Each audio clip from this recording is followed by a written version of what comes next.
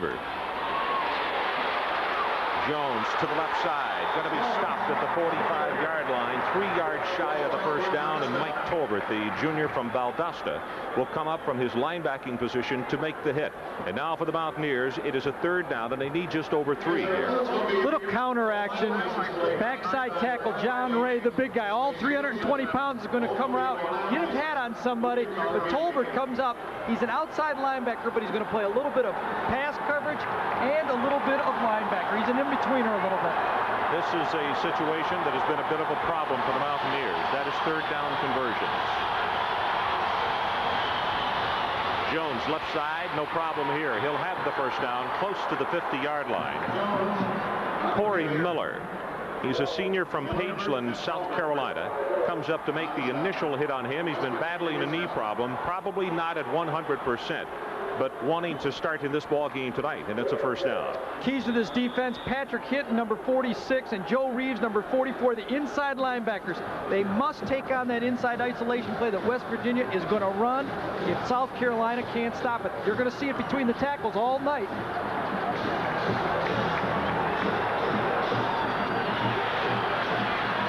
Jet in motion to the open side of the field, and again they keep it on the ground as the pitch goes to Jones, turns the corner, has 5, and then is going to be knocked out of bounds by number 44, Joe Reeves, and that will be a gain of close to 10 yards in the play. Rico Tyler with an excellent block. You're right, Ron. It was Rico Tyler. Little toss pitch action. Everybody puts his play in first. The key to it, the fullback. He must track and he must get his head to the outside leg. That's what knocks him down in the secondary. Watch how Jones sets up the block and takes it to the outside right now. Very positive play. 4 carries for him now for 19 yards. Good start. Just as Rick White feared the running game. That's what he had to stop. Fullback Tyler, counter action, takes it inside the 40, breaks off the tackle, and he has a 1st and 10 at the 34-yard line as Dixon was holding on for dear life. And boy, your point is well made here in the fact that just what the Gamecocks did not want them to do, they're doing it and doing it well. Well, there's really the mismatch in the football game, at least to start. 280 pounds against 245 pounds up front. Remember, Florida State ran on this Gamecock defense for 344 yards. Since then, everybody's tried to dial the running game. Georgia Tech ran well against them as well. Georgia Tech a little more option. This is real smash mouth football so far.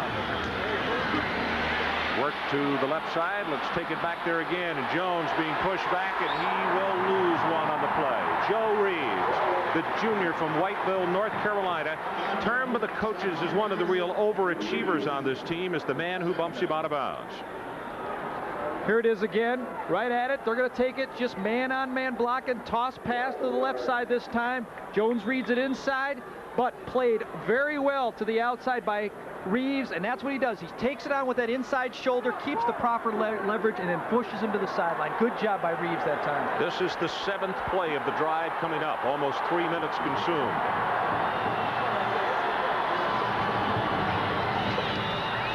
Jones, first pass of the night, zings it out far side. That's complete to Mike Baker. And he will be hit immediately and knocked out of bounds just inside the 30. Jerry Inman, a redshirt freshman, is the man making the play on him. Very young in the secondary of South Carolina, but these kids have had to learn under some tough conditions. They've lost a couple of them. Anderson and Walker started out the season. There you see Sparky Woods right there. He was concerned about this game starting just the way it is. Can they rush it inside? That's going to make them vulnerable to the pass later. Situation, 3rd down. West Virginia needs the 24 of South Carolina.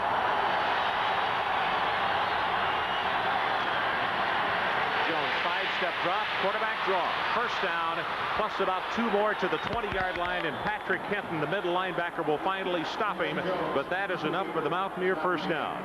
That's the call, Ron. It was a quarterback draw, and Greg Jones is going to go back. He's going to sell the pass first. Sometimes you see quarterbacks, they do it too quickly. This time he gets back. He reads the line blocking in front of him. Wolfley's in front of it, making the play, and Jones gets just enough yards to get the ball down to the 20-yard line. Impressive drive so far to begin the game. 11 minutes, 30 seconds left in this opening quarter as Don Nealon has to like what he sees right now with the first down at the 20. Jones this time, and boy, you could see bodies fly as he hammers it up into the middle. Kirk Wilson is down in the bottom of the stack, number 92. Same play they started the game with, Ron, only to the right this time. This time, number 78, the left tackle, is going to pull around Rich Brahm. He's going to pull around and lead Jones into the hole. Little misdirection play with Brahm, the freshman.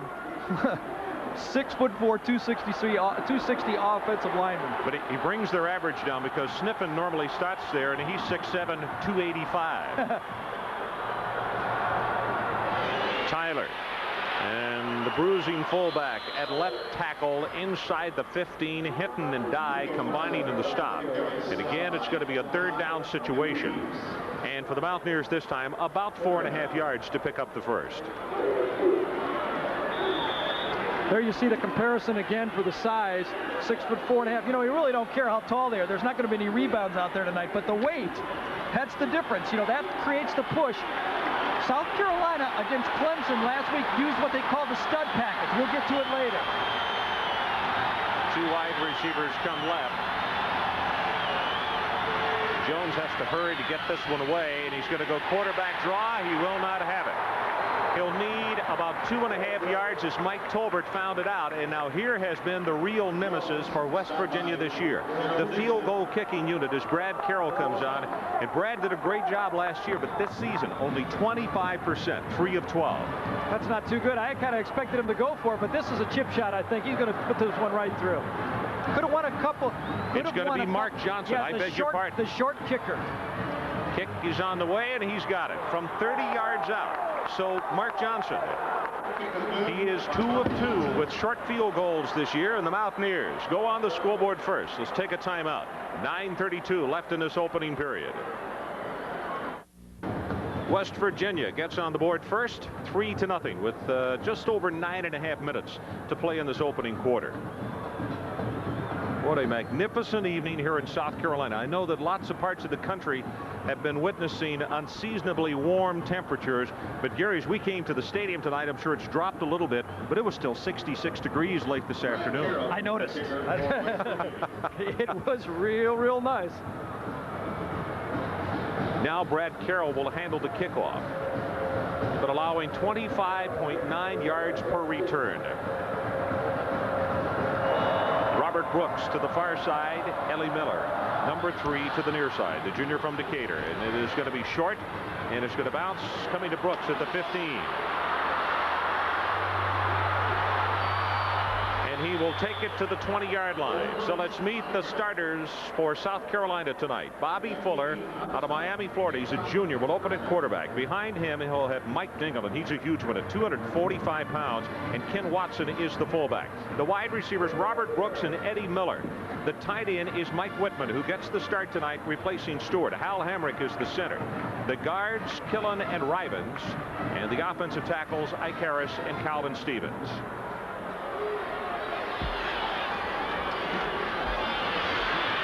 Dingle tries to turn the corner. He is popped as he gets a couple of yards on the play, and it's E.J. Wheeler from his inside linebacking position as we meet the Mountaineers on the defensive side of the ball. Steve Redd, big hitter. He's the nose guard. The defensive tackles, Scott Gaskins and Gary Tillis. The linebackers on the inside, Steve Grant and Wheeler, who just made the tackle. On the outside, it's Alexander and Theron Ellis. Keep an eye on him tonight. Cecil Doggett and Leroy Axum are the corners, and the safeties, Darrell Whitmore and Mike Collins. Second down as South Carolina tries the corners to sweep again in the second play, and Darrell Whitmore will knock Dingle out of bounds, and I believe he has the South Carolina first down.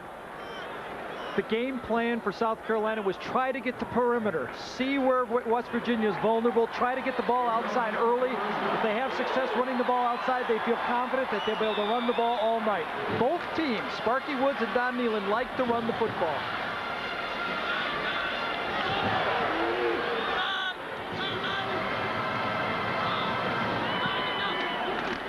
Fuller pitches. They'll bring it back the other way. Dingle cuts back inside. He is going to be hit at the line of scrimmage, and the man we said keep an eye on, there he is. You remember him from last year. We had this ball club 3 different times in 1989, and Theron Ellis was a standout on defense every time we saw him. Pitch to the other side, same play to the wide side. This time it's Ken Watson. He's going to try to get the block to the outside, but Theron Ellis turns the play in. You know, we talked about the matchup problem. Losing Charles Stewart, their tight end, that's going to be the focal point. Theron Ellis, can they block him in the running game? Dingle spins off a tackle, and he'll take it forward for almost 5 more yards. It was Ellis who got a hand on him. Gary, you have to remember, Dingle at 6'3", 245, has very good use of himself as far as spin and move and get off quickly. And he came to camp at 250. He's lost. Here, take a look at Theron Ellis again. Inside linebacker in 1989. Plays down the line very well and gets the tackle. Big-time looking football player. He's got the look. He's got that look.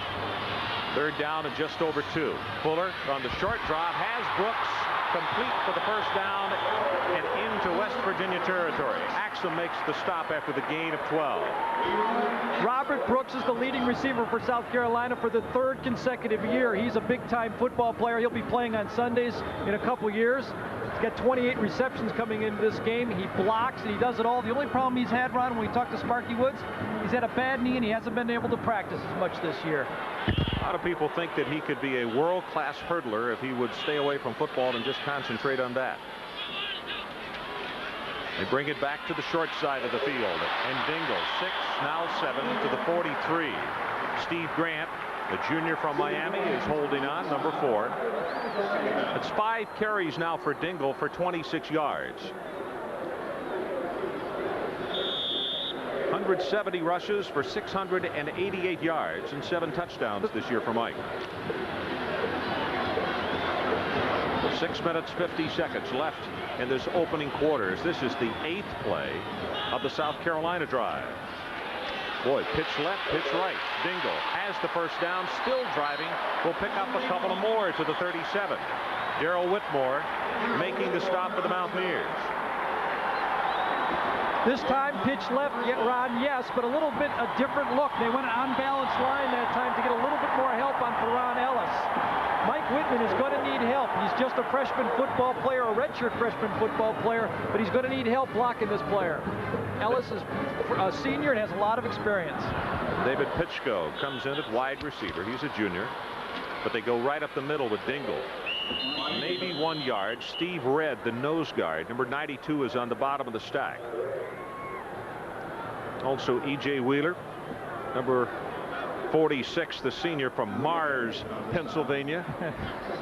Basically, Ron, both of these teams are kind of mirror images of each other. They would like to run the ball, and they just have not been able to get enough big plays offensively to get the easy touchdowns. Everything they've gotten, they've had to earn 4 yards at a time this year. On 2nd and long, they fake the draw. He is looking long for Miller, and he has him there, caught it out of bounds. Fuller waited about a count too late to throw the football.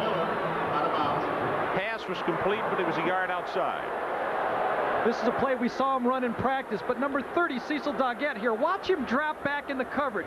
This is what made Bobby Fuller hesitate just a little bit and throw the ball a little bit long to the outside. He was perfect with it yesterday. This time he hung on to it, as you said, a little bit too long.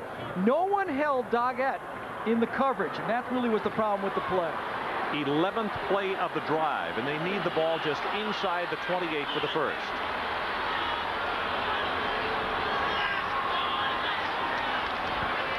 Blitz coming from West Virginia. Fuller's pass incomplete. He wanted Pitchko, and a flag comes down against Axum.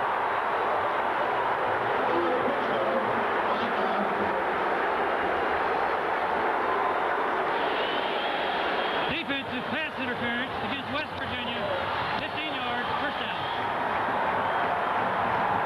This time West Virginia comes out with a 6-man blitz right here.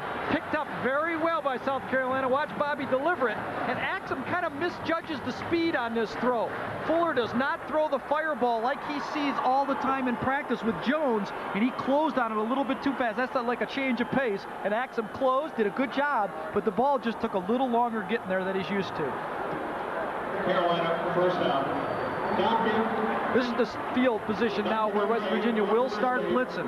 We talked to the offensive coordinator, Art Wilkins from South Carolina. He says he expects it down here, and they prepared very hard for it.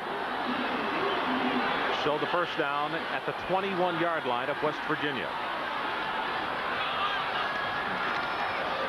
Pitch goes to Dinkins. Dingle will take it down to the 15-yard line as Axum comes up to make the hit.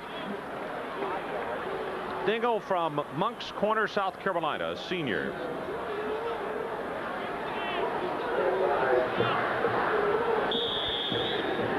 .245, and those single back offenses, you have to have a big back who can carry the load. Dingle is the man who's turning it around for him. He's also doing a good job in receiving. He's second on the team with 23 catches.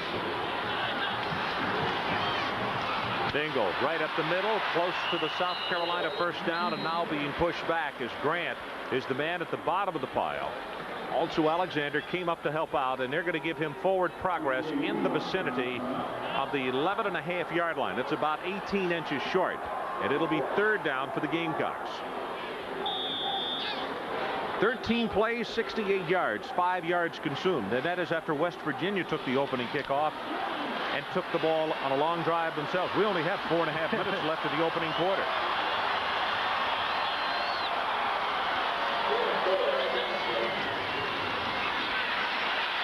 Dingle with the first down, and he is at the 5-yard line. Grant makes the stop along with Mike Collins. First and goal, Gamecocks. Key block here from the third-team fullback, H-back Leroy Jeter, number 42. It's a little isolation play, and he leads Dingle in there for the first down. See if you can check him out. Right in the middle of your screen, he wraps around, puts his helmet on the linebacker, and that's what really makes the play. Number 42, Leroy Jeter, makes the block on that play.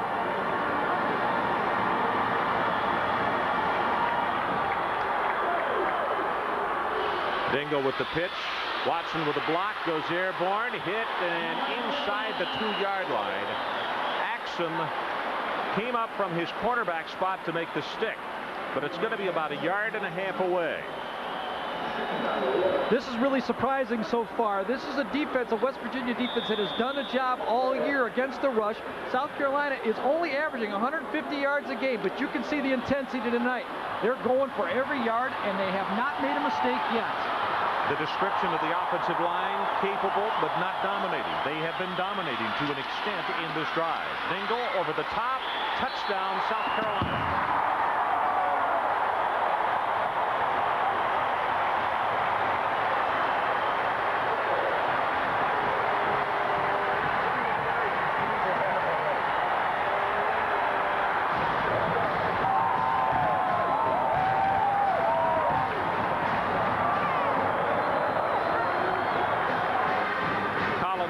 To attempt the extra point. Dingle with 12 carries on the drive for 53 yards. Mackey's kick is perfect, and the Gamecocks up 7-3. Remember, this is against a good West Virginia defense that's only giving up 119 yards a game rushing all year, and they played some good football teams. And South Carolina's only averaging 150, but the play up front is getting it done.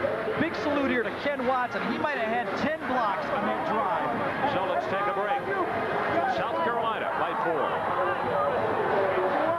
ESPN's college football special, West Virginia at South Carolina, is brought to you by Infiniti, to invite you to test drive their full line of luxury automobiles, and by Michelob Dry Beer.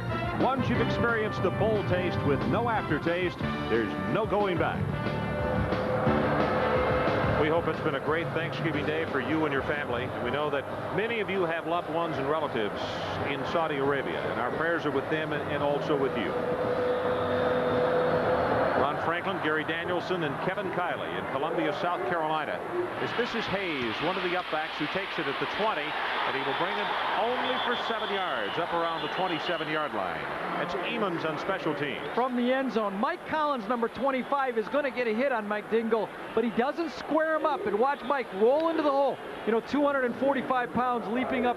You don't need much blocking right there, and that's what got it done.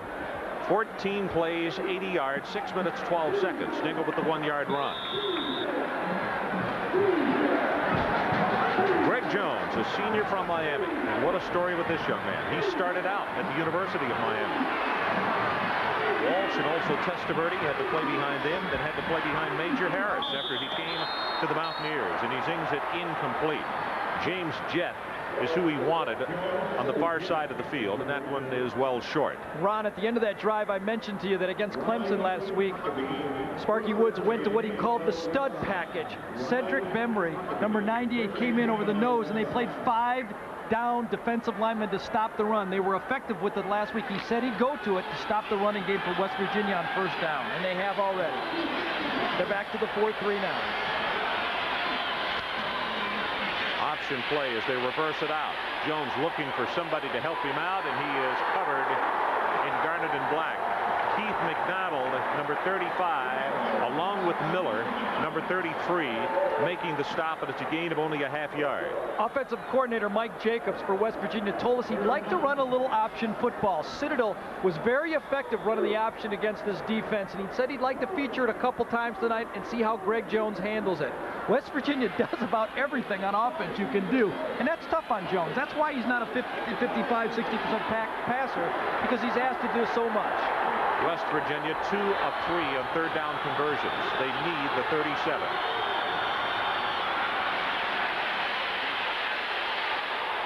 Pass complete to Jett at the 50-yard line. I almost said he caught the seam. He caught the cavern. 21 yards on the reception, as nobody from South Carolina was very close at all when the ball was delivered. Well, the sprinter James Jett is going to come out and he's going to drive down, but Jones puts it on the money. Greg has played behind some guys, and we should get into this, who he's played behind Heisman Trophy candidates. At Miami, he was behind Testaverde and Walsh. Last year, he played behind Major Harris, and now as a fifth-year senior, he has an opportunity to play. Real happy for the guy. And you said before the ballgame you were extremely impressed with his arm. He has got a cannon. Reverses out that throw, and it has it complete over the middle. Ed Hill to the 35-yard line. Ed's a freshman from Cincinnati, and a nice target from that outside position at 6'2", 194. When you have success running the ball, you can do things off of it. Watch, it's going to be a little naked boot right here. Nobody protected him. Hill delays. Nice job by Jones getting his shoulders turned and delivers the ball early in the year. You know, he has not been throwing 50% on the year, but Don Nealon told us they've been dropping the ball on him, and he got his confidence down a little bit, and he's come back now, and he feels he's playing some good football for him. Running play goes inside the 30. That's Rico Tyler, the fullback, as Jones is 3 of 4 for 42, and a nice start for him. The only one that he missed was the one that he hurried a bit on the opening play of this drive and threw into the ground looking for Jett. But Tyler's a fun guy to watch play football, isn't he? He'll cheer, he'll run, and he'll talk at the same time. Well, we watched him as a starter last year, as only a junior. He's out of Pittsburgh, but at 5'11", 237, and he is just rock-like and loves to block, loves to put somebody on their back.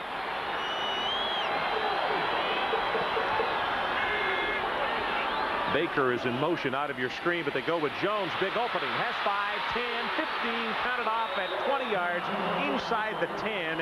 And Surratt finally makes the stop. Officially 22 yards on the carry. Oh, what a read here by Jones. Play is slated to go to the left, but Jones hops to the right side behind the right guard, Larry Cook, number 74. He's into the secondary. What acceleration. Jones, just a freshman, is taking advantage of Wolfley, the center's block. Watch him jump to the right and watch him accelerate. That's big time back there. Just a freshman football player. He's kind of beaten out Michael Beasley, their leading carrier, through much of the beginning of the year. First and goal. Loses the snap. It is on the ground at the 9. West Virginia says they have recovered, but the pile continues to move. Like a giant amoeba. I know if I was home watching this game, I'd say, God, West Virginia, you know, they're running the ball like this all year. It looks like they got it back. This has been the story for them all year. They run it between the 20s, and then they shoot themselves in the foot. They've been fumbling the ball and making mistakes. This is a great promo for tomorrow evening's NIT final. Arkansas and Arizona. The way these two clubs are moving the ball. Sometimes on a pitch, you have to stomach that ball. He did not bring it into his stomach, and number 75, Lorenzo Stiles, knocked it out of his hand. Federico comes in at wide receiver, joining Jett. Second down and goal, about 9.5 yards away. And now that is the end of the first quarter. So a timeout with our scores. South Carolina 7, West Virginia 3.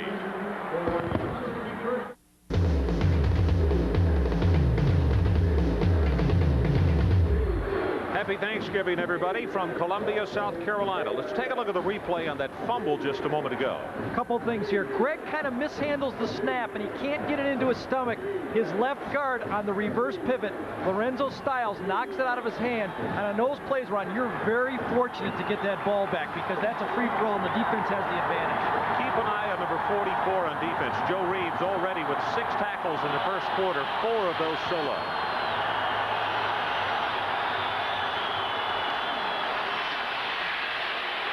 To the outside, Jones will score.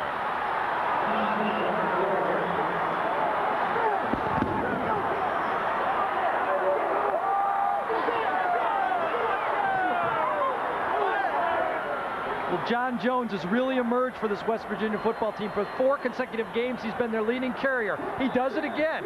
He starts to his left, breaks it back to his right, puts on the speed, and is into the end zone. If you don't hit this guy straight on, he's going to give you the shoulder and kind of lunge forward and get a couple more yards each time. You know, he's not a small guy either. 213. Mark Jones, who kicked the field goal on that opening drive, knocks it through, and we have a timeout with West Virginia back on top, 10-7. We'll be right back. Virginia back on top, 10-7. As you look at the tandem running backs, Tyler and John Jones. Yeah, that's his hair. From up top, watch the left side of your screen. John Ray, the big tackle. He holds on just long enough for John Jones to break it to the outside. From the sideline right here.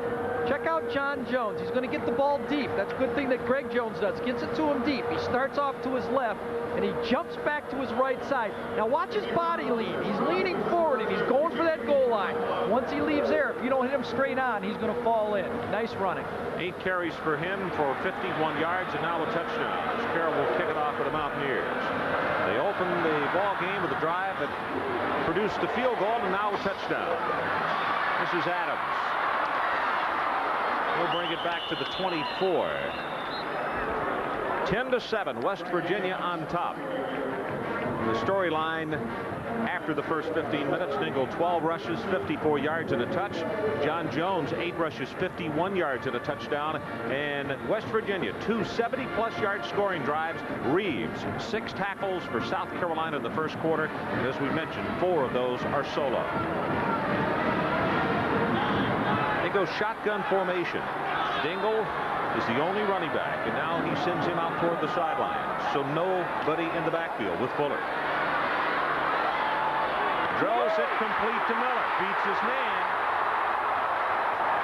And will be knocked down across midfield by Mike Collins. That's good for 28 yards.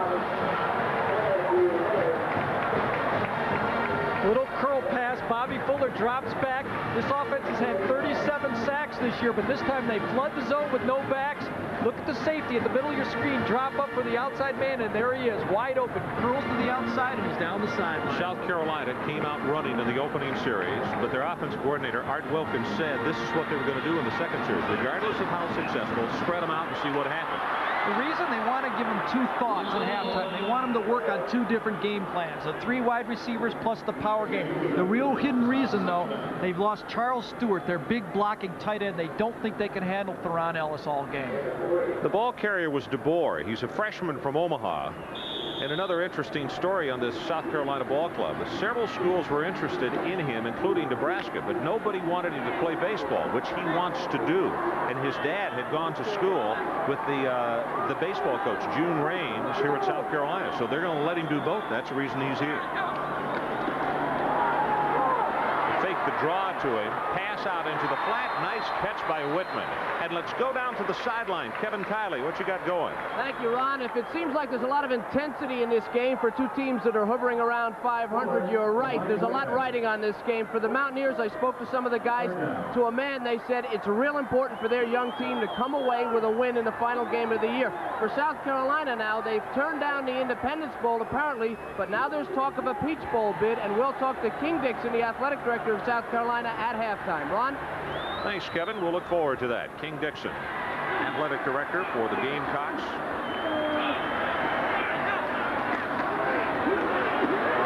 Dingle.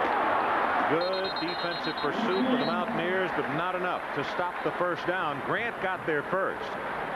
6'1", 232, a junior from Miami, Florida. Grant has had a very good ball game in the early portions of this first half. Seems like South Carolina is also running to their right. Let's give a little plug here. Jim Gray is not playing this football game. Their most dominating football player, their captain on defense, and he's being replaced by Scott Gaskins, a freshman. So they're taking advantage of that mismatch. South Carolina, an average of almost 7 yards per first down try. DeBoer back in the game, breaks off a tackle.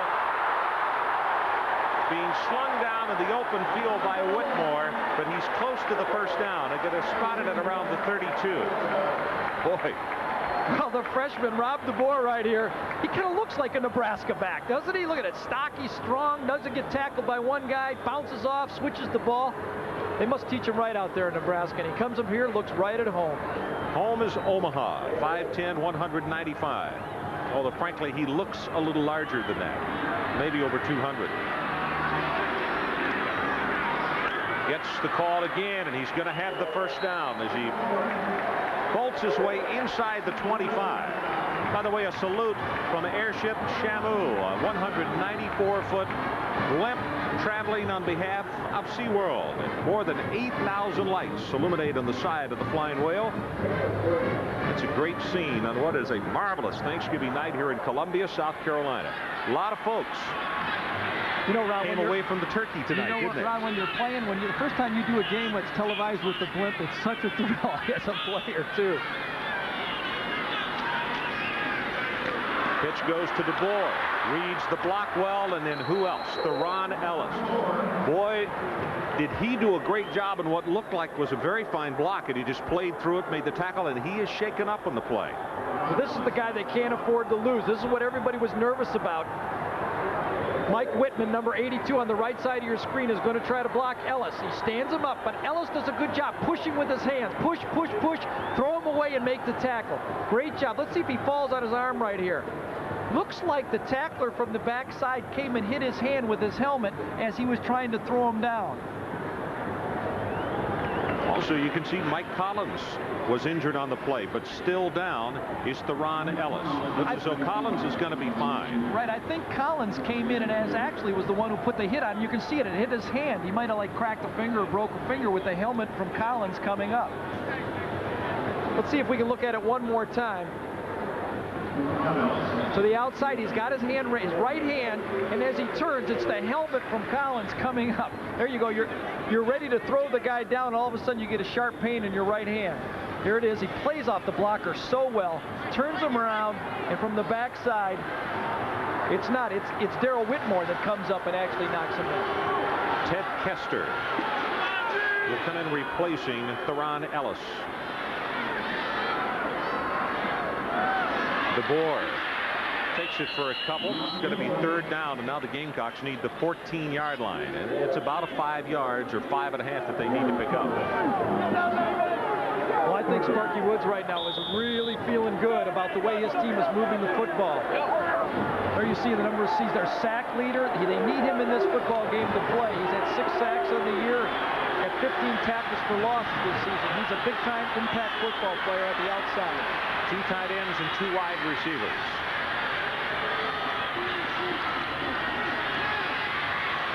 Fuller for the end zone. Oh my goodness, Brooks was open and he overthrew him by 5 yards. Brooks was inside the coverage about 2 yards deep. Let's give the credit here to Leroy Axum, number 1. Often when you run these shakes or post-corner routes, the quarterback expects you to go for the corner of the end zone. But Leroy Axum is in the corner, so Brooks breaks it off. Fuller throws the ball before the break. A little bit of a misread. Give the credit to the defense on the play. Colin Mackey with an attempt of 35 yards. And we're tied. 10:20 left until halftime. 10-10.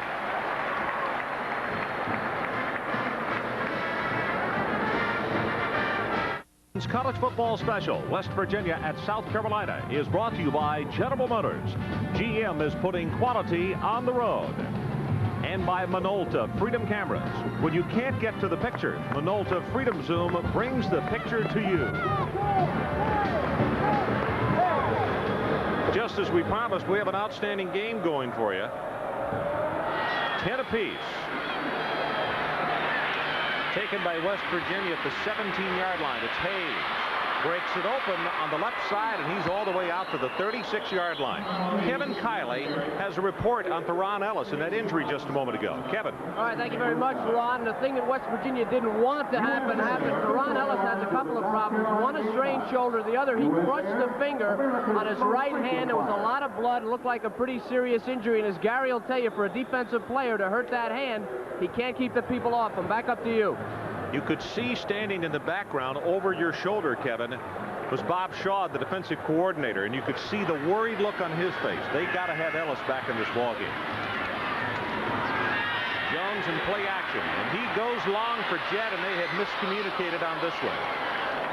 They're not even in the same time zone on that one. You know, Jet can get there real quick, though. Twice he run the 100 and the 200 meters in high school on back-to-back years, and all were record times. To get that one, though, he had the last play, though. That was just overthrown by 15 yards. That's one about Greg Jones. It's his inexperience that is causing him that low percentage in passing this year. He's got the arm, he has the tools, but this is the first year playing. Whether you're a senior or a freshman, you have to get the game experience to play. 3 of 5 for 42 yards for Jones. Option to the left, going to keep it, and has the first down as he really takes a shot, knocked out at the 48. That's Surratt, who came up from that right cornerback spot.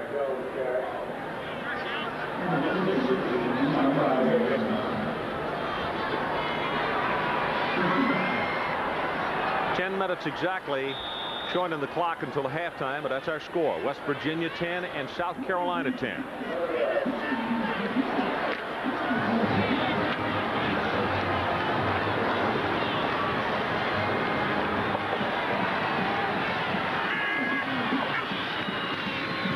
Rico Tyler breaks it off, has the first down plus 5, and now 10 yards more.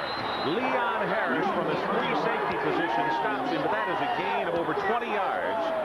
And all of a sudden, the Mountaineers again inside the 25-yard line. Remember, they've been running the pitch all game. This time they fake the pitch action. Tyler gets the ball. Watch Greg turn around, fake the pitch, slide it into his fullback. Key to this play, corner blitz on the play. That's why there's no secondary people out there. Tyler gets into the wide open field. You can tell, I mean, this is not a 4-5 football player. He's not going to outrun you, but he's going to hit you. He now has 4 carries for 40 yards on the night.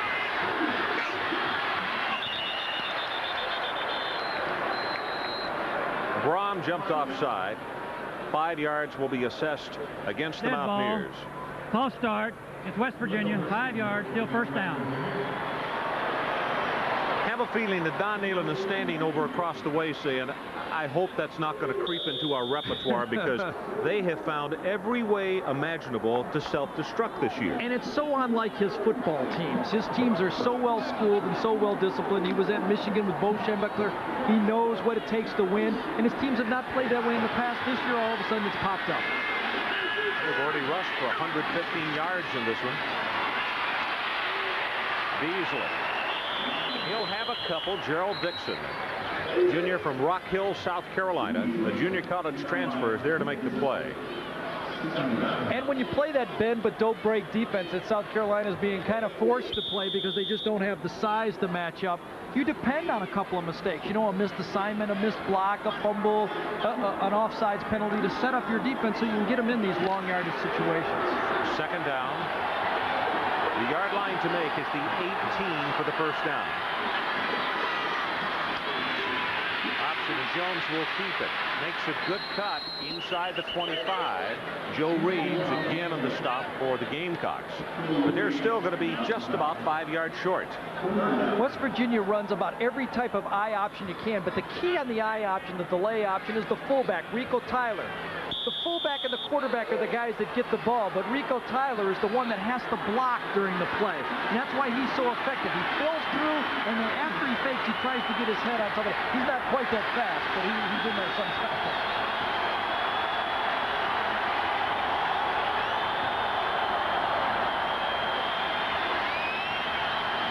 Third down, and the Mountaineers run into the boundary. Beasley will just get back to the line of scrimmage, and that's it. It was Patrick Hinton who will knock him out of bounds. It was Patrick Hinton that got the tackle, but it was Corey Miller that disrupted the play. Corey crashed from that end spot, forced him to run out a little bit wide, and then the outside, the pursuit came in and made the stop. Now, the situation for West Virginia, and the thing that Mike Jacobs told us is with the problems they've had with the field goal, he said, do not be surprised tomorrow night if you see us going on 4th down situations when we have a 30-plus yard field goal. Well, and it puts some pressure on the defense on the flip side, because now you know as a defense that once they cross about the 40-yard line, they're in 4-down territory. So you know as a defense that you better buckle it up. They may go all 4 downs. Well, let's talk about what we're going to do on Saturday. It is game day beginning at 11:30 a.m. Chris Fowler, Lee Corso, and Charlene Hawks. They'll set you up in the day's action. Virginia at Virginia Tech is the first game of the doubleheader, 4 o'clock Eastern time, and Gary and I will be in Miami as we watch the Canes take on Coach Mack and Syracuse. And it's at 7:30. Look at that view, looking down at the Williams-Brice Stadium. Over 70,000 people here tonight. And Gary, I had wondered as I flew in day before yesterday with the 2 ball clubs at 4 and 6 and 5 and 5 and being a Turkey Day, how many people would show up? Boy, they love their football. Well, I think this just sets the stage why Sparky Woods thinks this is just a sleeping giant of a football program right here. There you see Sparky. He's got an opportunity to put this program on the map, and he can really, really do some good things here if he just stays patient. Looks like they're going to go for this baby. And another reason that the Southeastern Conference looked at this program and looked at it in a very positive light and said, yeah, we would like for them to be a part of our conference.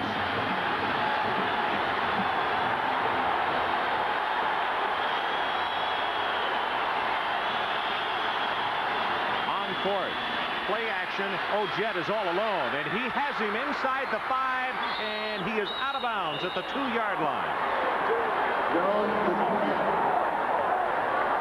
Little play action pass on 4th down, and Greg Jones puts it right there to Jett.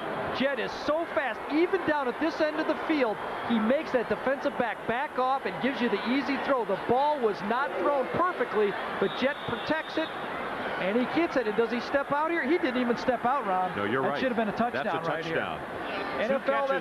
NFL, that's a touchdown. I hope they get it in the end zone right now, because I'd hate to see them, have a fumble right there because of a missed call. In college, that's a touchdown. Well, I was talking the replay, and people don't like the replay, but it corrects mistakes just like that. Pitch goes to Beasley. They try the sweep as a flag comes down, and he'll score.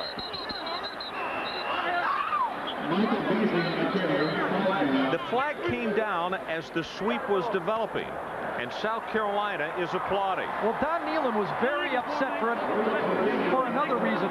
The 25-second clock also ran out, and he was upset with Greg for not finding that 25-second clock.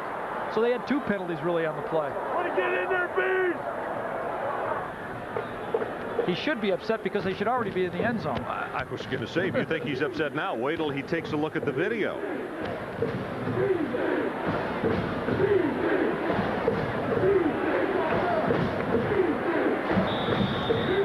One more look. Here's the pass. Jett gets it. He gets shoved, but he gathers his momentum here and does not step out. You have to wonder what the official's watching right there when he goes to play like that. Maybe it was his shadow, because you can see him stepping in. He was right on the play.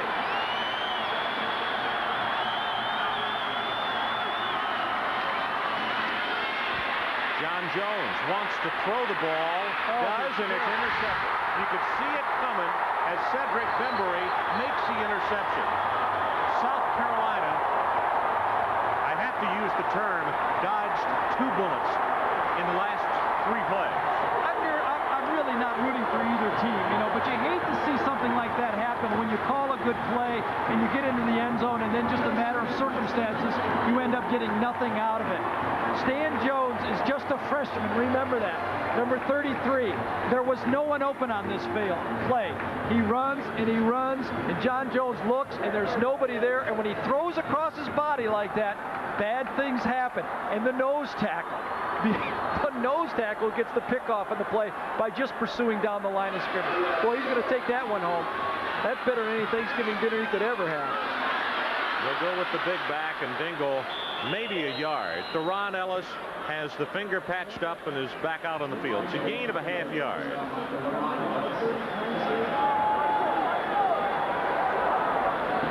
Well, West Virginia turnovers. Consider one thing. Through the Boston College game, they were #1 in the nation as far as turnover ratio. That afternoon, they turned it over 6 times. In a couple of moments here, we're going to show you what it looks like now. The bottom has simply dropped out on them. Fuller from his own end zone. Over the middle has Whitman to the 15-yard line. They will miss the first down by 1. Turnovers will cut the heart out of any offense, and that's what's happened to West Virginia this year. Look at that. First 6 games, +14. Last 4 games, -10. They go from leading the nation to having it being the reason why they're having such a poor football season this year. And Don said last night as he drove to the practice with us, he said, I'm still having fun. This has been a fun football team. We have beaten ourselves rather than being beaten more times than not. Dingle, and he's not going to have the first down. West Virginia steps up and knocks him down short of the line of scrimmage. Grant on the bottom of the stack. Steve Grant just closed so fast. He read it so quickly and took on the fullback in the backfield that time and destroyed the play.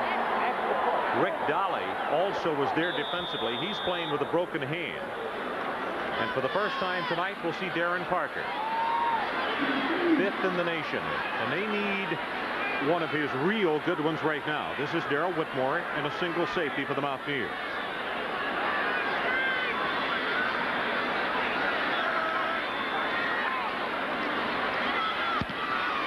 They got it. Look at Whitmore retreat from the 34-yard line, and he kicked the ball from the end zone and tackled after a gain of only 3. 51 yards on the kick. What an effort by the special teams. We're still tied at 10.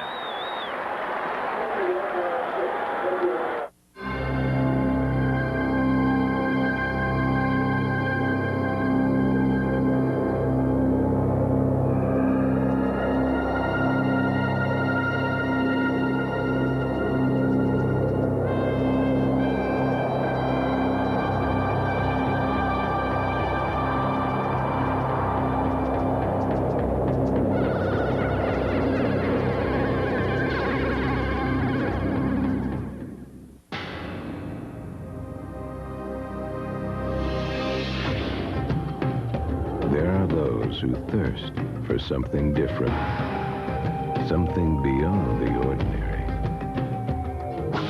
For them, there is a beer that refreshes like no other. Michelob Dry. Once you've experienced its bold taste, with no aftertaste, there's no going back. Enemy on the open. Moving up on your right, 502. I'm 30 miles from the action, but I'm responsible for a digital communication link between headquarters and brigade. Enemy text, checkpoint 1. If the data isn't programmed right, 5,000 troops could be cut off. Enemy forces together. But I'd never let that happen to my brigade. Op 4 is eliminated. Be all that you can be. You did it, sir. Outstanding. Get an edge on life in the Army. 5:54 left until halftime. And the U.S. Army Student Athlete of the Game is brought to you by the U.S. Army. Learn how to get an edge on life. Be all you can be. And tonight's honoree, Joe Reeves. Grade point average of .365 in sports administration. And we reported that he had 6 first-quarter tackles, 4 of them solo. And we have called his name at least twice, if not 3 times more, in the second quarter. Excellent ball game for him tonight.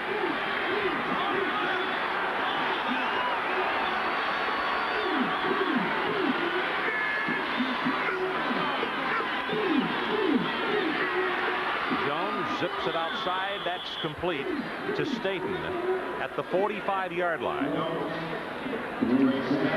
Here you see the punt return, the end of the punt return. Darrell Whitmore right here is going to take it. Had he just gone straight up the field, he would have had some good field position for his team. But the great athletes, they like to try to get to the end zone. You know, you have to live with this if you're a coach. He's going to make some big ones, so you have to live with some of the mistakes on the play. Darrell going for the big play. Baker celebrating after the tackle on the special teams.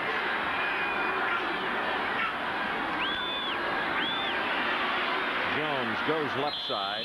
Bobby Brown, the junior from Titusville, Florida, is there to make the stop, and he has the first down. Let's go back down to Kevin Kiley for an update on the field. Well, you and Gary talking about Don Nealon, how he's had fun in spite of his 4-6 record. Well, it's infectious. This team is very high tonight. They're having a great time. After that interception at the goal line, they came back, the offense slapping 5, saying, that's all right, we'll get him again. So they're ready to go up here, down here, up to you.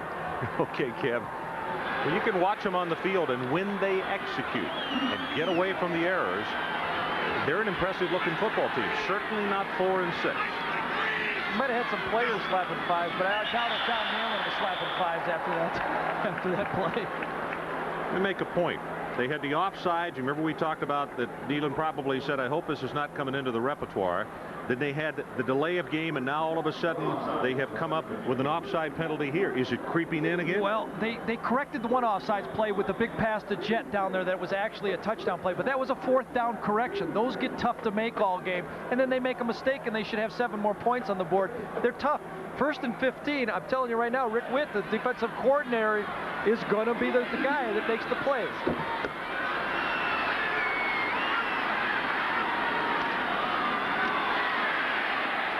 First down rush right up the middle, almost to midfield. So they just about get the 5 yards back as Jones on the carry, and Bobby Brown again, who's come in spelling Kurt Wilson. Gerald Dixon also there defensively. Sparky Woods in his 2nd year, coming here from Appalachian State.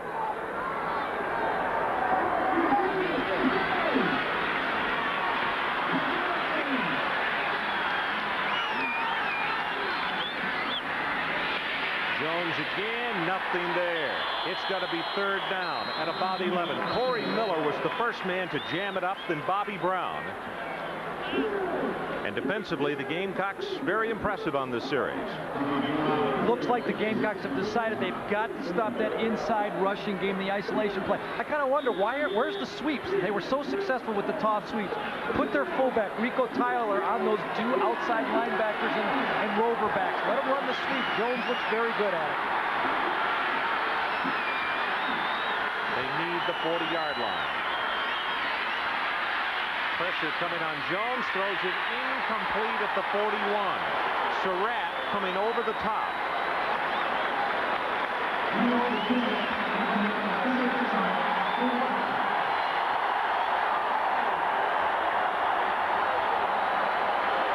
Greg Jones had him right here. He had him open, but he was a little late with the throw. Jet is open. Look how long he waits. One thing Jet doesn't do, he doesn't help the quarterback. He just stands there and goes down. He should have come back and could have had the catch.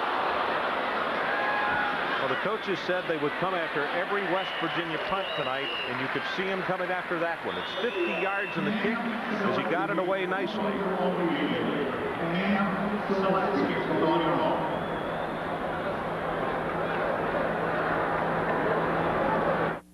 Our lots are jam-packed with incredible values. Everywhere you look, there's savings during Spitzer's Thanksgiving Sell-a-thon. Owe money on your present car? We can pay it off. A safer, more dependable car for winter. Easy. Who needs your old car? We do. And we'll pay you top cash for it now. So stop in, take a look around, experience the Spitzer difference, and help yourself to Sell-a-thon savings now through November 26th at every one of your Spitzer auto stores. Don't miss it.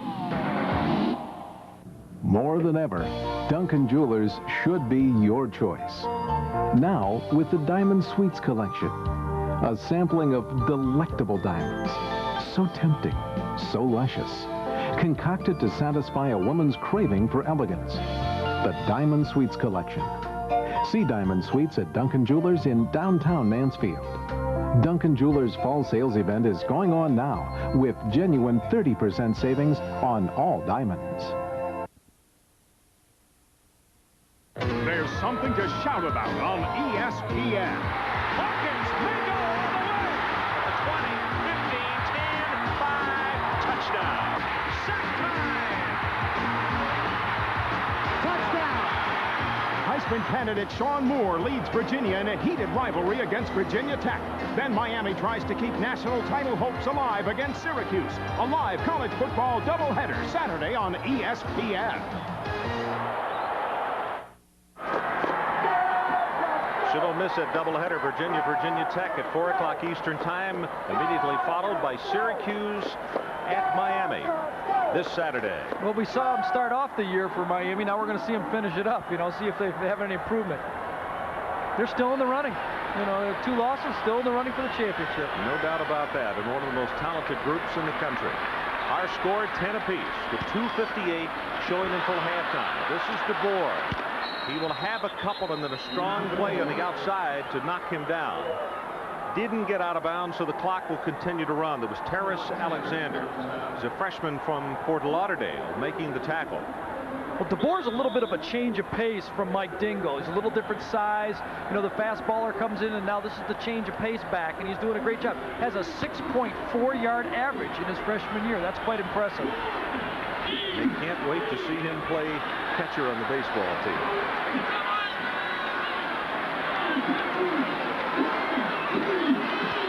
Fuller whirls a time over the middle, complete to Brooks at the 40-yard line. Whitmore comes from his free safety spot to make the tackle. Clock will stop momentarily with the chains moving with 2 minutes 14 seconds left. This is the crossing routes. This is the type of offense that they like to feature. Brooks is going to go down about 15 yards, squares it across against the zones. Fuller puts it right on the numbers. Whitmore with the hit, but too late.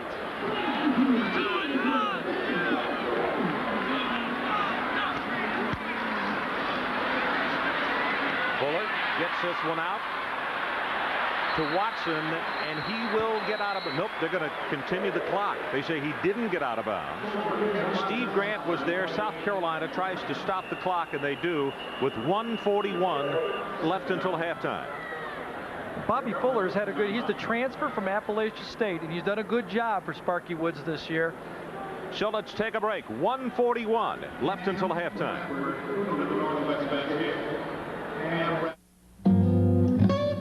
Panasonic presents a new breed of smooth operator. The new Smooth Operator rechargeable razor unites the old-fashioned closeness of a warm, wet shave with the convenience and no-nick comfort of an electric. Don't try this with any plugged-in razor. Smooth Operator wet-dry razors from Panasonic. Smoother than you ever thought you'd be.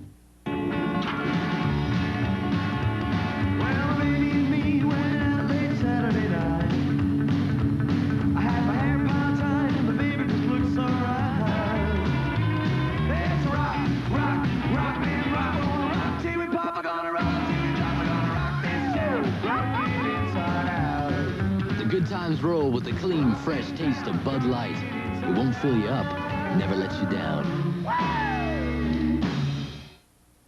Today, more people than ever are getting a kick out of this hot shot.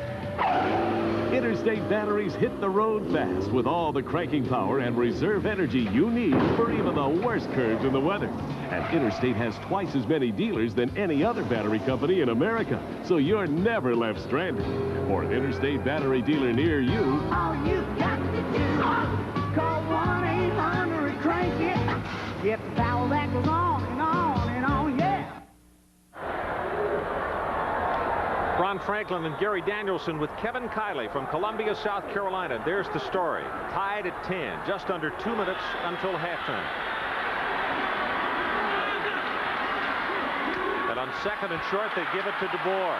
Has the first down and almost broke out of the tackle of Mike Collins at the 47. Good job there. Picked up the first down. Had a couple plays called in the huddle. Now you have plenty of time, Bobby. Just be careful. March it down there. 3 points is the goal. You'll take the touchdown.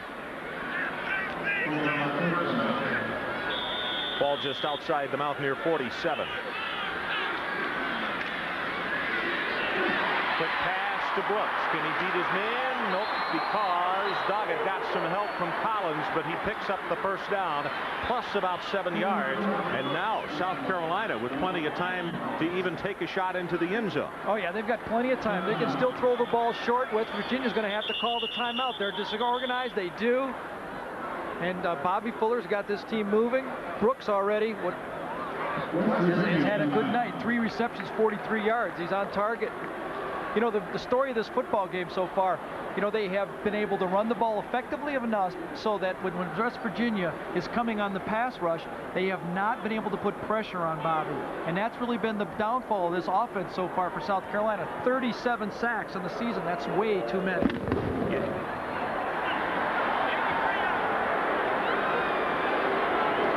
Don't forget, Seattle and San Diego coming up 8 o'clock Eastern time on Sunday evening. Mike Patrick and Joe Theismann will be there to call the action.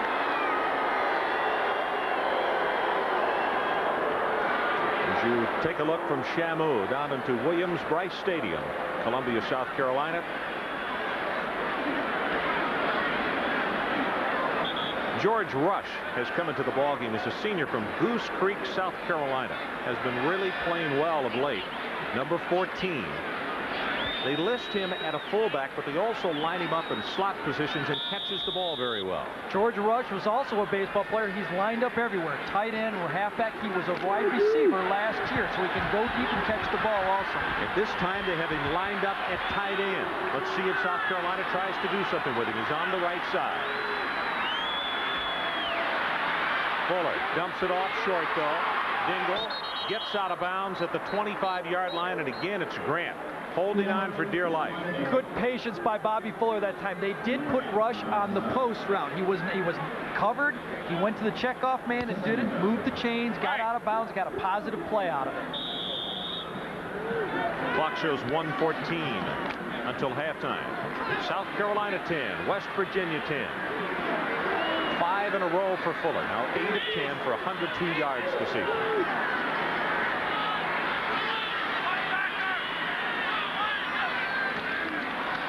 Mountaineers come with the blitz, hits the hot receiver, and Brooks has it. Not going to be enough for the first down, I don't believe. Mike Collins makes the play from a strong safety spot. Little quick out. The clock is still running. They're going to have to get it up there and either call a timeout or throw the ball away. South Carolina stops the clock with 56 seconds left. This time Bobby Fuller sees a little different look. He sees the secondary up tight. He reads it. He takes a little 3-step drop, and he gets the ball in the hands of Robert Brooks. Brooks can't break the tackle here. The throw's a little bit behind, and Mike Collins comes out and throws him out of bounds. He did not get out of bounds. Everybody thought he was out of bounds, and that's why the clock didn't stop, and they had to use another timeout. Coming up at the end of this half, or actually at halftime, Kevin Kiley will be talking with King Dixon, the athletic director at South Carolina, and one of the topics is the fact that the Gamecocks yesterday voted not to go to the Independence Bowl if they were invited. And Sparky Woods told us after he had the meeting with his club, he didn't know how the Gamecocks would play tonight because there were a lot of kids who were extremely disappointed. I think his answer has come in this first 30 minutes of play. Well, it was a little bit of a quandary. Should I tell him after the game or should I let him know now and make him risk a little deflation? But I think he did the good move, because if it leaks out, then the kids won't trust him. And now he's told them, I trust you guys. I know you're going to play good, hard football. Hey, this is national television. If you can't get ready for this, you don't belong here anyway. So here's the situation. 3rd down and 2 for South Carolina. They have it just inside the 25. And the clock shows less than a minute, 56 seconds till halftime. Mountaineers fake the blitz, but they stay at home, and they dump it over the middle to Dingle. And he will get out of bounds at the 16. Still plenty of time in this half. 49 seconds. You have a first down. You got a timeout. You're in the huddle. You're excited. Now you got to take a chance of going a little bit closer to the end zone. Save that last timeout, though. You want to keep it for the field goal if you have to have it. When is the last time you saw a quarterback with the number 20? I know Bobby Lane wore 22. We asked Fuller about it, and he had, I think, the number 4 at Appalachian State, but he said that was taken when he came here. The only thing was double digit and anything over 20, so he said 20. Looks like another blitzing potential here. Ellis coming from the outside, and he bats it down. Theron Ellis. Bad finger or not? Ellis, the outside linebacker, he audibled again. But when you have an outside linebacker coming from the weak side, someone has to get up there. This time it was number 68, Calvin Stevens, that needed to turn out on Ellis, and he had to right in the line of vision for Bobby Fuller. Bobby has to take advantage of that blitz look and not just throw the 3-yard pass. Maybe the post. Go down the middle when he gets that blitz look. Take a chance. Rush is back in the ballgame, number 14, and this time he lines up a tight end on the left side. That's who they're going to. Rush inside the 10, and he's out of bounds at the 7. Whitmore knocked him out. Rush is a good-looking athlete right here. Played baseball, as I said. He can come out of the backfield. He can line up at tight end. He squares his route off very well. Bobby puts it right on the mark, and Rush gets out of bounds. Big play for him because he still has now on 3rd and short. He can run the ball and call a timeout or ground it very quickly afterwards. 11 of 14 for Fuller on the evening. 3rd down and about half a yard for the Gamecocks. Still 40 seconds left until halftime.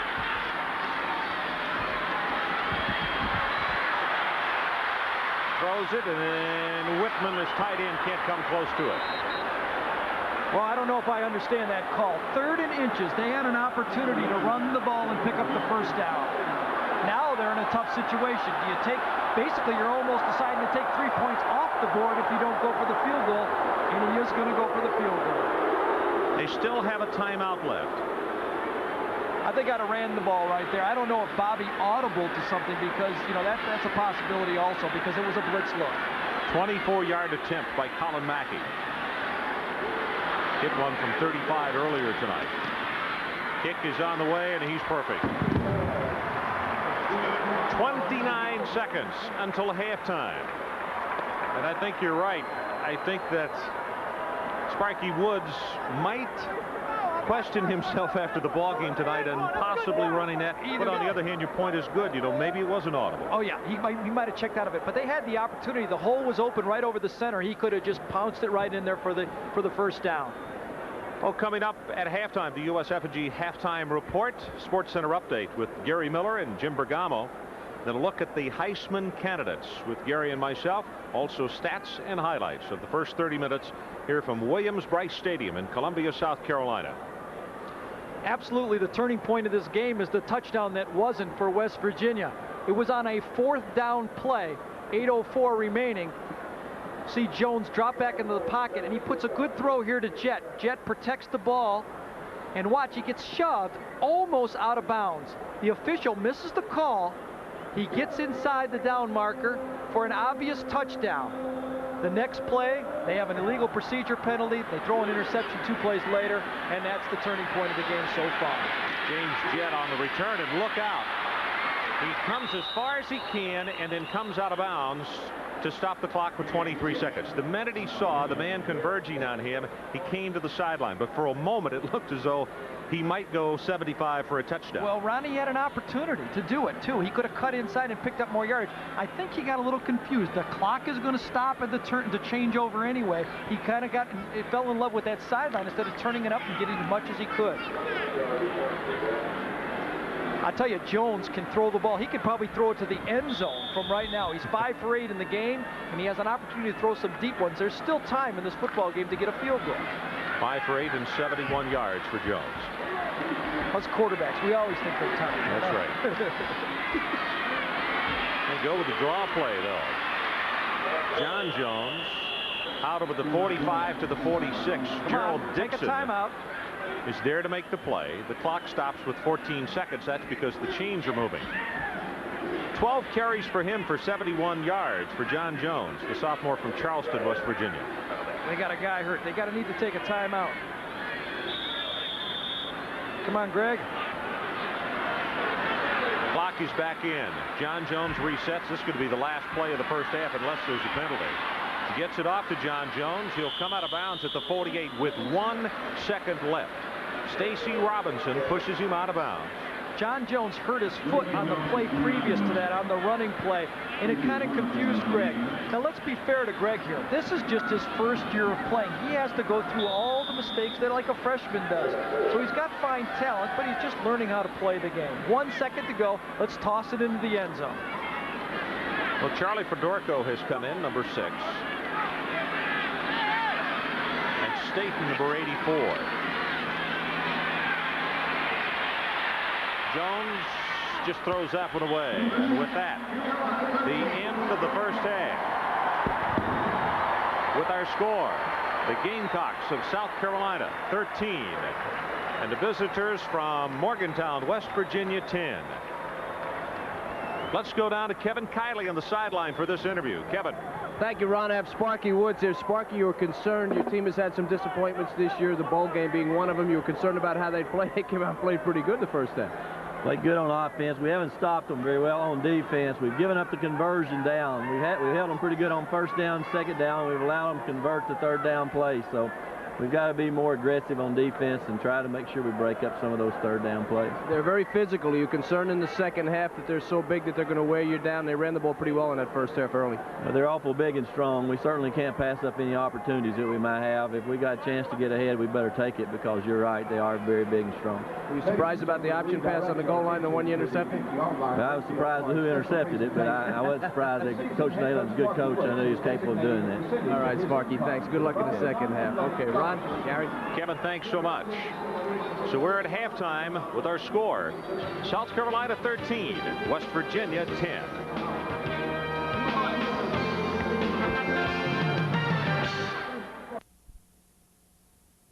A lot of tough football teams all year. That'll be a good matchup. But I think what this all says, though, is that it's just setting up for a playoff schedule right now. Wouldn't you like to see 8 versus 1, 7 versus 2? I mean, college football's ready for it. Let's have a playoff. We're ready for it. I'm ready for it. I'm ready for it. I'm so tired of early bowls and bad decisions. So here at halftime, our score, 13-10, the Gamecocks of South Carolina on top. This USF&G halftime report brought to you by USF&G Insurance. Protecting your business, home, auto, and life. USF&G, standing behind the USA. And we'll be back with more in just a moment.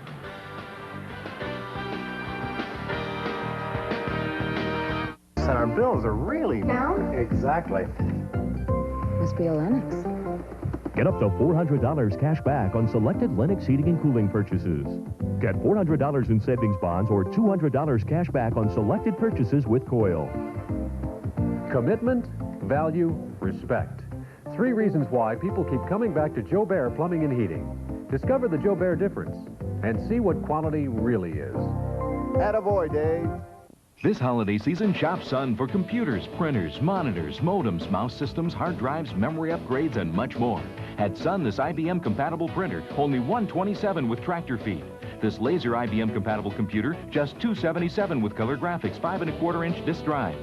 Quality 386SX computer with color graphics, $797 includes software package and 5 1/4-inch floppy disk. That's sensational. Whatever your computer needs, shop Sun for lowest prices. Football teaches values you will use throughout your life. 11 people working together, working for a common goal. If you get knocked down, you must get up and try harder. Your opponent may be bigger and stronger, but you must do your best. Teamwork, perseverance, reacting to adversity, attributes needed for success. That's what college football means to me. Enjoy college football, an American tradition. My experience in collegiate sports was very rewarding, but extremely demanding.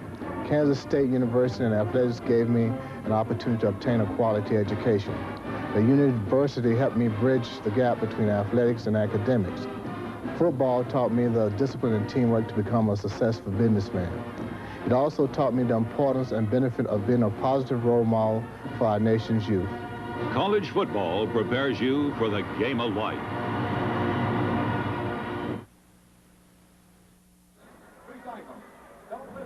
It's halftime here in Columbia, South Carolina, Williams-Brice Stadium for tonight's Thanksgiving evening special between the Mountaineers of West Virginia and the Gamecocks of South Carolina. Ron Franklin and Gary Danielson back with you. Gary, 1 week from Saturday, the end of the regular season, and of course that also means coming down the stretch as far as the Heisman vote is concerned. And no different like the race for #1 this year. The race for the Heisman has been fallen, lead taken, lead lost, and now we got 1 game to go. Well, we feel as though these are the 5 gentlemen that probably have the best shot at winning the Heisman Trophy this year. First of all, looking at the backfield. And, of course, Raheem Ismail is hardly a mere running back. He's the nation's most feared kick returner. Also a wide receiver, a slot back, just an all-out game-breaking presence. And last week against Penn State, we saw just how much he means to Notre Dame. You remember he had to leave at halftime with an injury, and the Irish were never the same after that. Colorado's Eric Bieniemy, right now the #2 rusher in the nation. That's even after missing the season opener against Tennessee. Scored 4 touchdowns in the Buffalo's fourth quarter comeback against Nebraska. A big factor in their being #1. Gary? There you see the stats for the 2, and you got to remember, these football players are more than stats, though. Bieniemy, the ultimate competitor. Ismail changes the game no matter where he lines up. All right, now let's look at the quarterbacks. We have pared it down to 3 candidates, and these are the gentlemen that we think are the impact players at this juncture. First of all, Ty Detmer. You remember we had him early in the year as he outdueled Miami. Early in the season, it earned him a lot of national attention, and with just 1 loss, he's got the Cougars right in the hunt for #1. Speaking of Cougars, what about the Houston Cougars? David Klingler, he has flourished in that high-powered run and shoot, just like Andre Ware did before him in 1989. But a poor showing 2 weeks ago against Texas might have hurt his campaign. And how about Sean Moore? He helped make Virginia the storybook team of 1990. He has passed the Cavaliers to #1 for a few weeks, then 2 losses. Now he is out with a hand injury, and he could now turn into a long shot. Gary? I think so. Sean may not have had that penalty against Georgia Tech. I think he'd have it in his back pocket, but I'm looking to Ty Detmer right now. You have to compare it to him. He started off the year fast. He has not slowed down. Klingler has had a good football year. He hurt a little bit against Texas. His team is not as good as the other football teams, and those 47 touchdown passes, remember, 11 of them came in 1 game against not really top-flight competition. That's right. Okay, as far as the quarterbacks then, who are you looking at? Ty? I think Ty's the front runner for the quarterbacks, and I think Rocket obviously is the front runner there. Want to pick me a winner? Yeah, I still like Ty. I started him off with the Top Gun all year. I'm going to keep him there. All right, it is halftime here at Williams-Brice Stadium. We are going to take a break. We'll be back with more of this Turkey Evening Special right after this.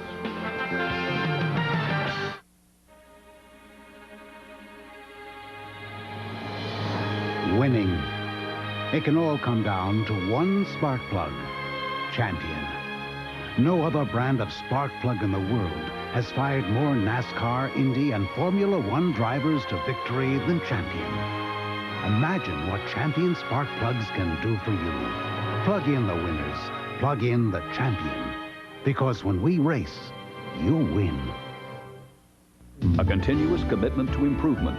One reason why the U.S. government awarded Cadillac the 1990 Malcolm Baldrige National Quality Award, as demonstrated by the new 200 horsepower 4.9-liter V8 and electronically controlled transmission that not only generate more power, but deliver the highest highway mileage of any V8-powered luxury car.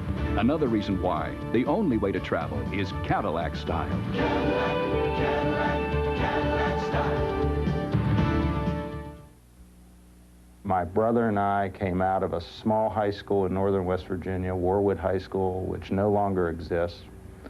Went to WVU. He became a doctor. I became a lawyer after my Rhodes Scholarship.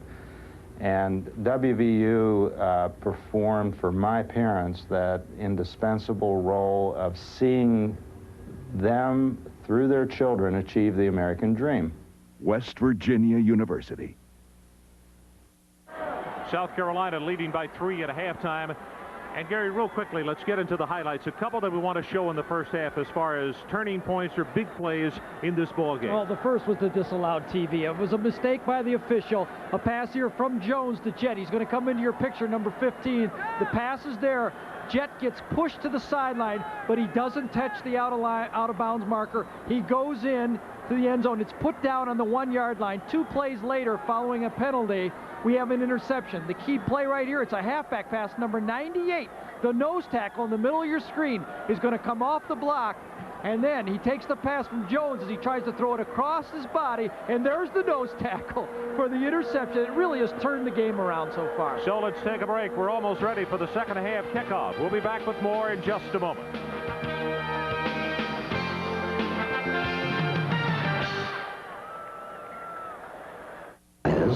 You can wrestle the weather without getting soaked. Run the river without taking a bath. Or go like the wind without going broke. Kelly, a good deal on a great tire. Peterson Tire Company, Mansfield's largest and most complete tire center. Home of the Made in America Kelly Springfield Tire. If you thought you had to spend over $10,000 for a brand new 91 with lots of equipment, have we got a surprise for you.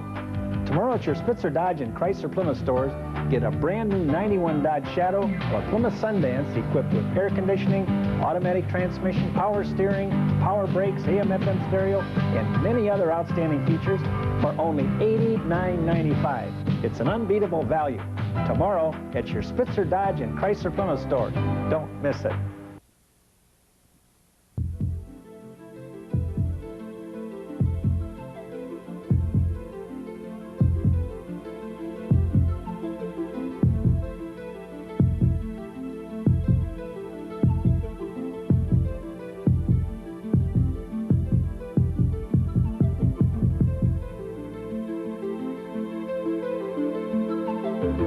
University of South Carolina School of Medicine, a promise in practice.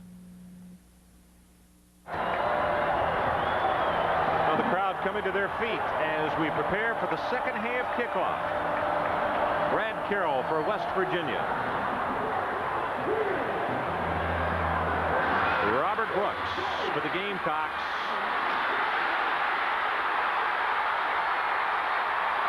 At the 40. And out across the 46, now the 47-yard line. That's a 32-yard return.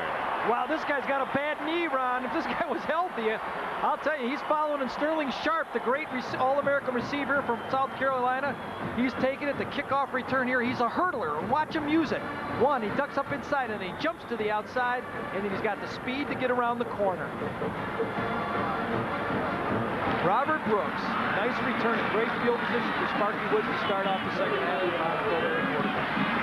South Carolina will go with Dingle to open at tailback in the second half. Pass is thrown incomplete, looking for Ken Watson. Here are the numbers for the first 30 minutes. As Fuller tells you what he thinks about his own pass. In the first half, he was 11 of 15, 6 of 11 for Greg Jones. Passing yardage, 74, 118. Rushing yardage, big for the Mountaineers, 146. But turnovers and that big bugaboo for him. That's right, the big turnover, of course, the touchdown that was it. The rushing yards, 146. The other was where they started the drive. South Carolina did not have great field position. This is a luxury right here where they have the ball now. Second and 10, it's Dingle. Burst through the line, has 5, counted off at 10. Wheeler and Whitmore combining for the stop. The offensive line was the big question mark. Could they produce some holes? Well, here you see it. Hamrick and Rivens right here, number 76, and Calvin Stevens do a good job of providing some opening for Dingle. And Dingle is going to get an opportunity to play in the National Football League, Ron. A guy who can run like he does, the size he is, and the second leading receiver on this football team. If you can catch and run, you're valuable to the pro game. Gets the pitch and the sweep, breaks by one tackle, but now he better just go down, and he does. Back at the 47, Mike Collins. Wow, that's a loss of almost, what do we got, 5-10 yards in the play. Let me rephrase that, though. You have to do one other thing. You have to think when you get the ball, and this time Mike Dingle does not do the right thing. When you have an opportunity to get up and the play bust down, take it up inside and get what you can get. He doesn't have the speed to run around this whole West Virginia defense. This is some speed on the backside, and Mike has to get the ball and get what he can and take his lumps once in a while. Loss of 16 on the play from where they'd spotted it down, so that's second down and 26. Fuller immediately wants to go to work in the air. Dingle, he's done it all in the second half. Turned to flip at the 45 by Collins.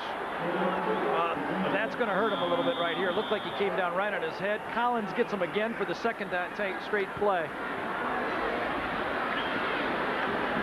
And I think he either landed on his shoulder or his neck problem right there, but he took a big one from Collins. He just went complete 360. Head over heels. Those are the type of plays as a quarterback when you really feel when you really feel bad, because you put your receiver in a position where he really took a big hit right here. He gets sandwiched, one guy from in front, and there he did. He did land on his head. It looked like a neck type of an injury. I hope it's not real serious, but you'll see that he takes one, gets sandwiched in between the two, and Steve Grant, number 4, puts the finishing touches on him, and those are the dangerous ones.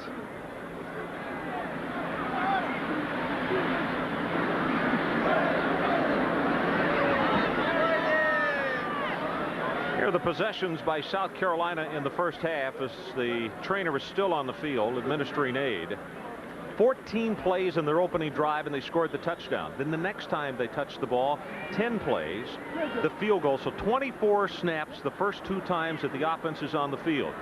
Then West Virginia came up with an answer. 3 plays, only 9 yards. They punt it, then they come up with a field goal on the last possession. Let's go down to the sideline, and Kevin Kiley, can you update us on the situation of Mike Dingle?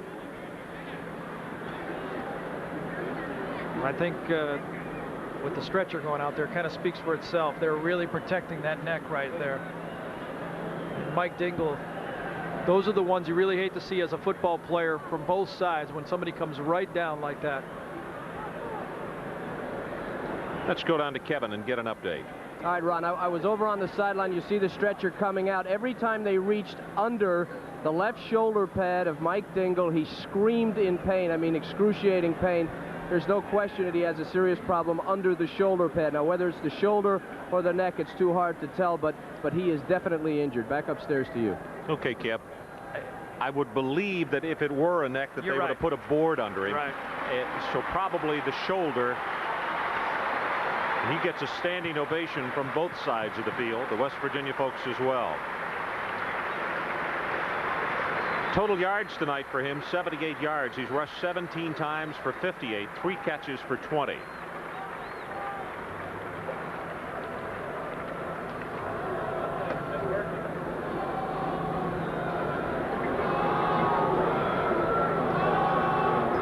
I think the thing you brought up, Ron, is correct, though. If he had the bad neck, and of course we're just supposing up here, they probably would have been using the flat board and protecting him and moving him. It looks like the shoulder. If there's any good news. This has been an extremely tough year on this young man because his mom was diagnosed as having cancer this spring. One more time, Mike comes out of the backfield and catches the pass. There you see him. He's holding the shoulder in joint right there. Probably popped out on him. Calling for the stretcher, and boy, he's had a good start on a great football game, and now he's going to be carted off. Tough break for Mike. This is Dr. Rod Walters, who's the head athletic trainer here at South Carolina. And you know, that's a group of guys that we don't mention that much, but just are absolute saviors when it comes to these athletes in college athletics. They do an extremely good job.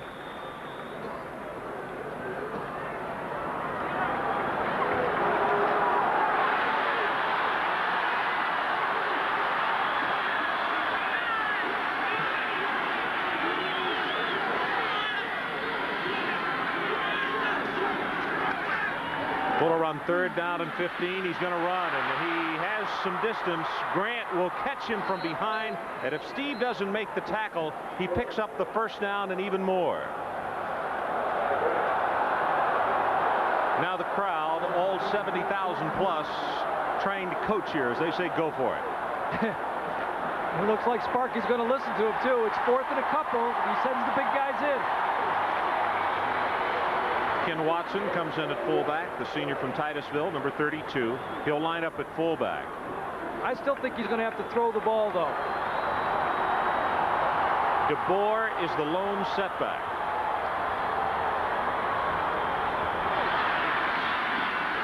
Takes the pitch. Has the 1st down. Inside the 30.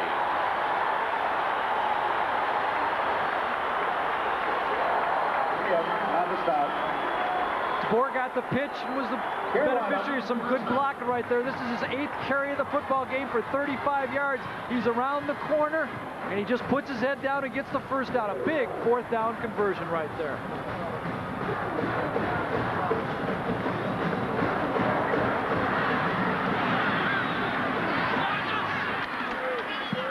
DeBoer to the other side.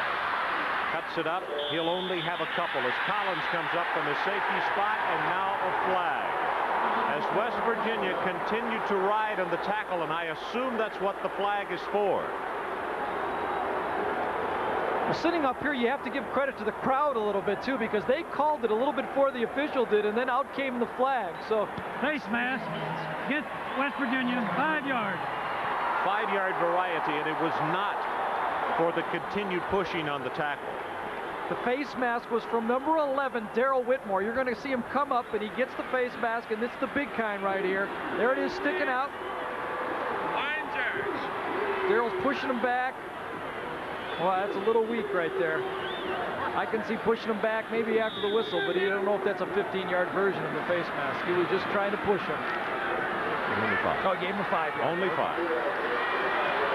Line of scrimmage to the 20. It is first down and 3, South Carolina.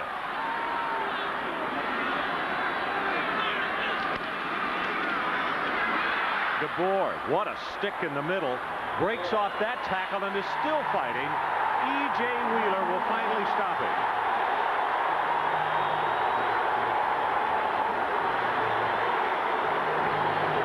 Well, DeBoer's going to be a real favorite around here for the next 3 years. There you see Daryl Whitmore. He's still arguing about the play before. He gets stuck right in the hole here. I think it's E.J. Wheeler who gets him in the hole right there, but he just keeps it going. This guy's built low to the ground. He's got leverage. He just keeps pushing and pushing, and now they're going to have to measure it. E.J. number 46 found out that this freshman can play football. It's all leverage. When you're that small type of football player like that, you get under his shoulder pads. It's very, very tough to bring down. I think we could, as you see the chain coming out, they're going to miss it by a couple of inches. I think we could safely send a message to those of you who will be playing baseball against South Carolina this spring. If you have a chance to come home and it might be a close play, don't. Because this fellow's going to be behind the plate. And I think he likes and has a nose for contact. DeBoer came here on a baseball scholarship, and he's been switched over to football now.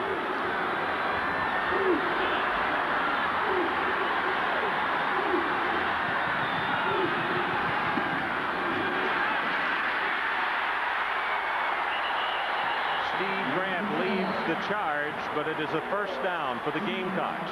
Inside the 15, they'll spot it at the 13. You just joined us, South Carolina, 13-10. Again, Ken Watson, the fullback. In the I formation, you have to have that fullback that wants a block. And Ken Watson, number 32, has been doing it all night. DeBoer just follows that big fullback. He takes on the linebacker. And number 4, Steve Grant, makes the play, but a positive play.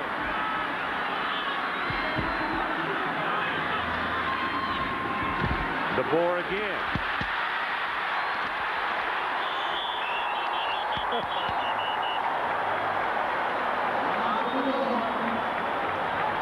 Well, one of our parabs was right there. One of the microphones on the sideline. You could hear the contact.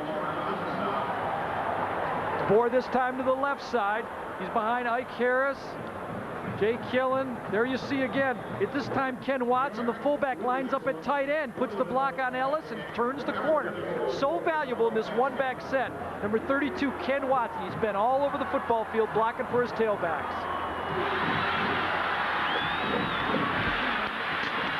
DeBoer to the 5-yard line and maybe just inside. Steve Grant has got to be well over double figures on tackles tonight because we have called number 4 time and time again. A junior from Miami. Steve Grant is making the play, but I think Sparky Woods is really happy with this type of attack. This is what type of football he wants to play here at South Carolina. When he came here, they were a little bit of a finesse passing team. He wants to create the image, the tough practice type of player, and I think he's doing it. He's showing what people around here are going to see the next few years. Third down, about 1.5 yards for South Carolina. They need the 3.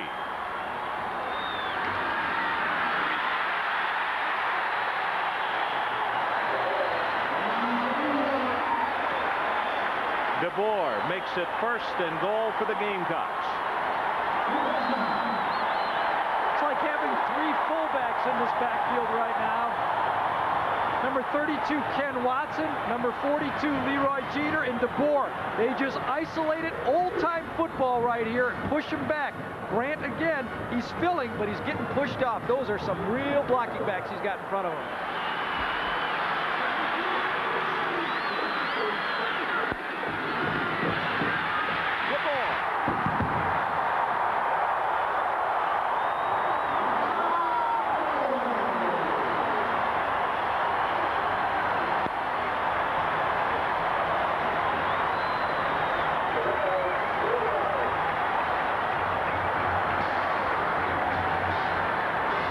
This time again from the defense. They're into the end zone before he even gets slowed down. DeBoer just leaps over, and tremendous blocking from the line and those two upbacks.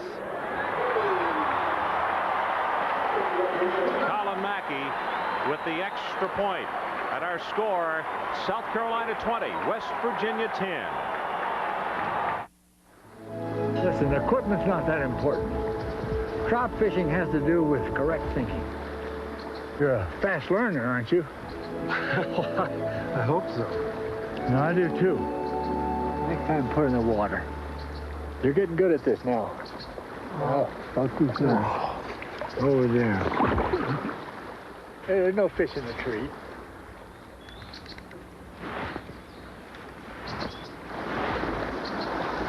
Stay right in there. Oh, I got a strike. High line. High line. No. I lost him. The NEC P300. Hello? We made it smaller and lighter than ordinary cellular phones. Did they sign the contract? Great. At least I caught something. Because you can't take the call if you don't take the phone.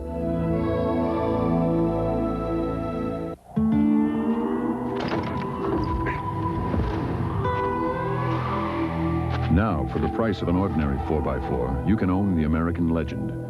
The new Jeep Cherokee Sport with 4 doors, shift-on-the-fly 4-wheel drive, and a new high-output 4-liter engine.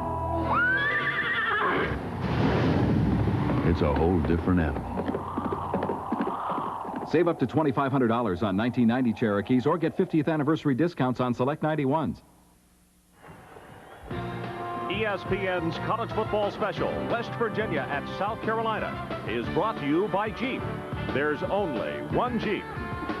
And by Levi's, 505, 506, and 540 jeans.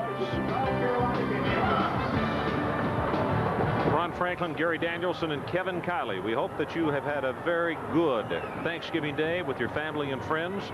20-10, South Carolina leads, still 9:33 left to play in the third period. Morrell will gather this one at the 6.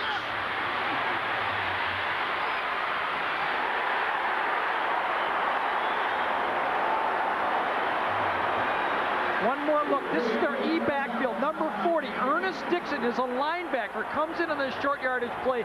Clears out number 25, Mike Collins, and DeBoer's in the end zone. When Dingle got hurt, DeBoer carried the ball 8 straight times on this drive and took it into the end zone. Scoring drive, 12 plays, 53 yards, 5 minutes and 27 seconds. Consider 3 times in the ball game tonight, South Carolina has had a drive in double figures.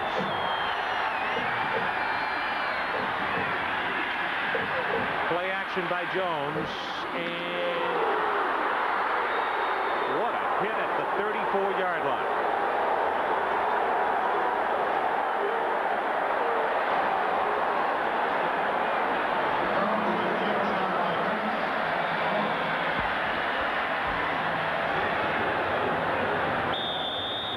Little bootleg action this time. You'll see Jones deliver this pass, but you'll see one more delivery this time.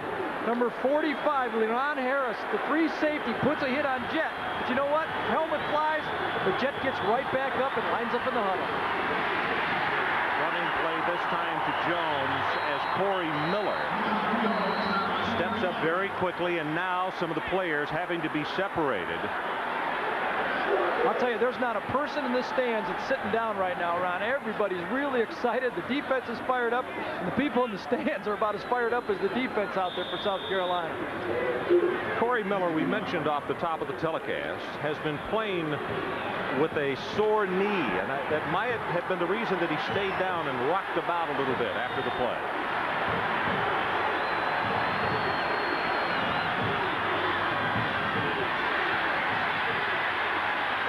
Jet complete at the 50-yard line. Well, Jet's showing me something. Right there, they come back with the same pass from the other direction, a crossing route. He just had his head almost knocked off. This is a sprinter. If you get a guy that can come across the middle of the field and catch the ball, plus have 4.2 speed, you have a lot of potential. Jet is going to be, he's just a sophomore, remember, he's the #1 receiver on this football team. He's going to be a threat in college football for the next couple of seasons.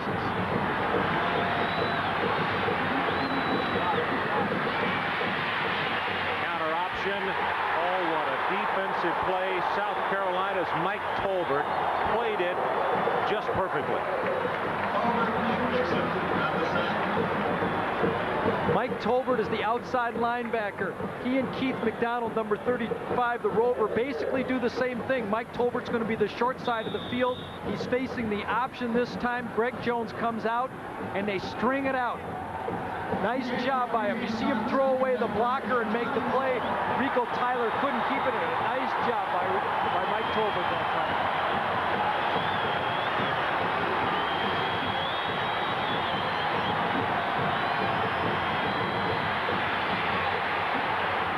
Far side of the field, that one overthrown. Fedorko was the closest man to him, but the reason he had to get rid of it too soon was Corey Miller. Yeah, good time by Jones that time. Corey Miller comes outside. He's got no tight end in his face, and he just puts enough pressure. They wanted to do a little stop and go, a little pump pass, and then let him go big. But this time Miller comes inside, and he has to throw the ball away. Again, they had the fullback, Rico Tyler, number 29 on Miller. He couldn't handle it.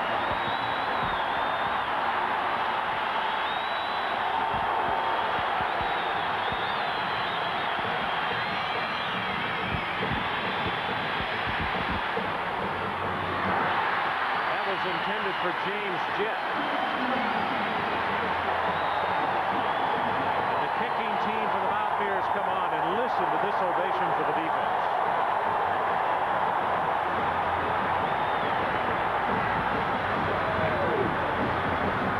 Greg Herzog, his first kick tonight was 50 yards.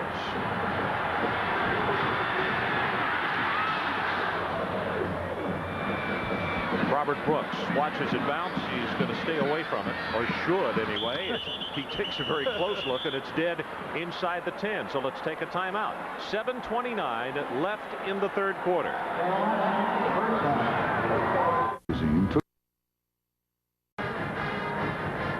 Well, it's all good news for South Carolina, guys. Mike Dingle thought to have a dislocated shoulder, apparently a mild sprain. He's back on the bench. I just spoke with Dr. Walters, and Dr. Walters says there's a possibility Mike Dingle, all 245 pounds of him, could be back in this game. Ron?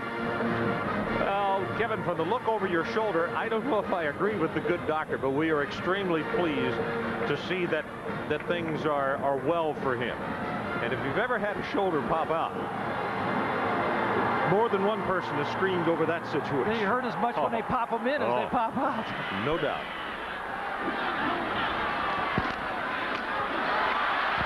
Well, his replacement, DeBoer, has delighted this crowd from South Carolina. Steve Grant again with the stop. Let's take nothing away from Mike Dingle because he was having a great football team, and as a senior, you never like to leave your last game hurt. But Mike DeBoer has brought a new intensity to this football game. Usually it's a lineman or a linebacker, but DeBoer has really caused a change of pace in the football game right now. 4 scoring drives, 50 yards plus, average time over 5 minutes. And a report on Grant. I said he should be in double figures. He now has 16 tackles. Play action. They take it over the middle. Watson had lined up at tight end, and the fullback takes it out for 31 yards. Collins defensively. This is the offense that offensive coordinator Art Wilkins said they like to run. Let's bang, bang, bang. running. Let's fake on him and throw it right over the linebackers' heads right there. What a throw. And Ken Watson, 32. You never know where he's going to line up, Ron. He lines up at fullback, hits you in the mouth, then he lines up at tight end and catches a pass behind you. Mario Henry comes to the ball game, number 83 at wide receiver.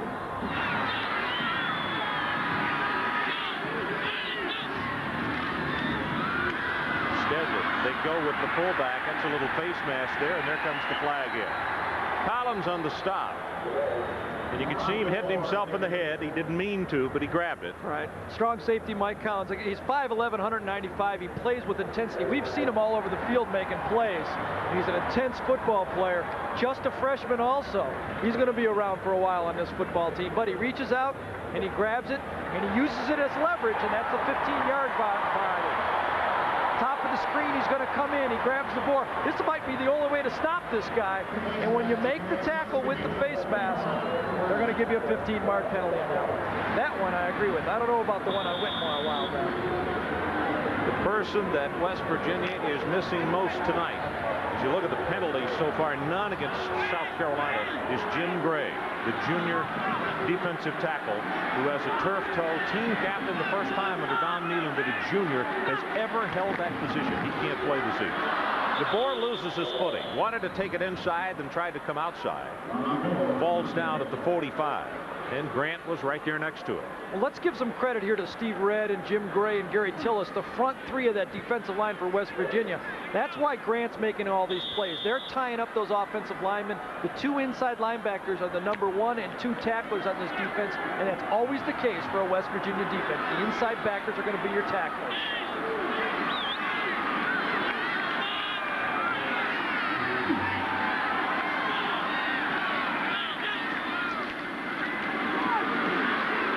The line of scrimmage, that's Collins again. And Michael, the redshirt freshman from Huntington, will stop that play for just about a 2-yard loss. Going to be third down, and the line to make for South Carolina is the 35. This is the situation that they've produced a couple of first downs in this situation. 3rd and long. Bob Shaw, the defensive coordinator, says if they're throwing the ball and we're not sacking them, we're in for a long night, and they have not had the sacks tonight. It's been a key stat so far in this football game.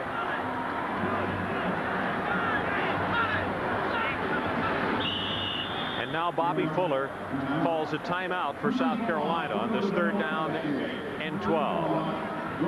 So 4 minutes and 45 seconds left to play in the 3rd quarter.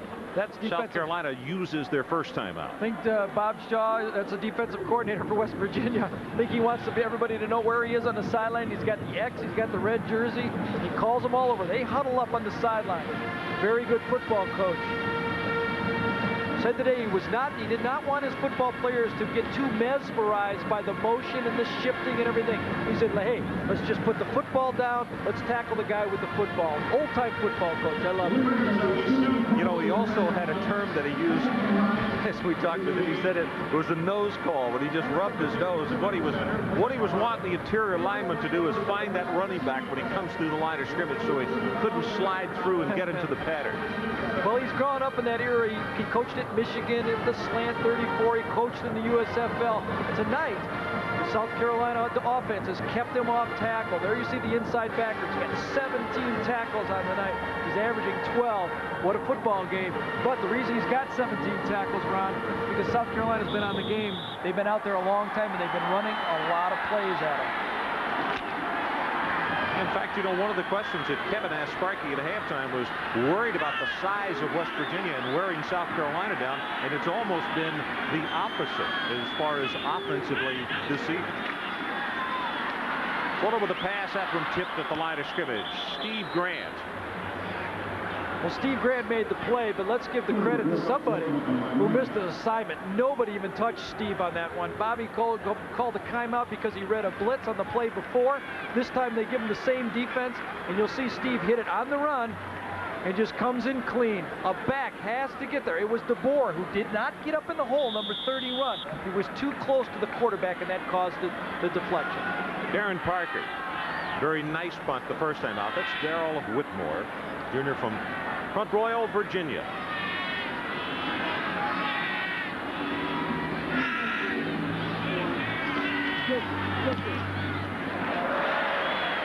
Whitmore is just going to run away from this one, and it will bound inside the 10. South Carolina is there, and they'll bound it at the 8-yard line.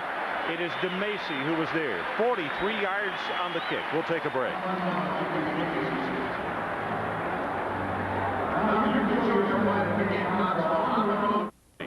Gorgeous shot right there from our airship Shamu, SeaWorld's traveling ambassador, and the captains tonight, Alan Judd and Anthony Stevenson. Both are from Australia. Thanks, guys, for some beautiful shots this evening. I'll tell you, Thanksgiving night, any place, unless you're way, way down south, you just don't expect the kind of weather we've had here tonight. It's been wonderful.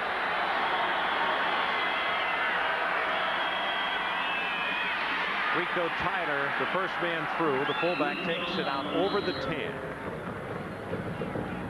Well, South Carolina defense and Sparky Woods has to feel great about the way they're stopping the West Virginia running attack with just their base 4-3 defense. They were ready to go with the stud package, the 5-man line, but they've been able to stop it and run. I just get the feeling ever since that interception down there, the wind has gone out on this West Virginia offense. Every time you see a play like that also, and somebody throwing the ball who normally doesn't, if they wait over 1 or 2 counts, they're going to throw an interception. Michael Beasley, and he will take it to the 16, maybe the 17. Ernest Dixon is down on the bottom of the pile. He's a freshman from Fort Mill, South Carolina. We saw Ernest playing the fullback spot on the short yardage goal line situation. Rick Witt, the defensive coordinator, said he is the best athlete of all their linebackers, just a freshman. He's not ready to play full time, but he's going to be a good football player for him. Giving Patrick Hinton a little blow. 3 of 7 on third down conversions for the Mountaineers. They need to take it to the 19. Tyler hit at the line of scrimmage, maybe has a half-yard. Joe Reeves took his feet out from under him. Little change up again. They came back in with their stud package, as they call it, the 5 defensive linemen, and stuffed the running game. That's the idea. Keep the West Virginia offense a little off balance. There you see it. Number 98, Cedric Bembry, with the interception in the game, plays off the nose, and everybody comes in and cleans up.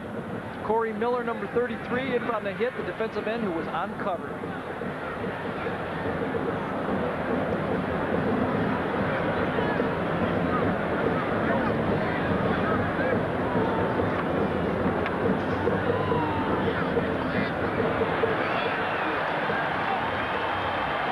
Misses it by almost a yard.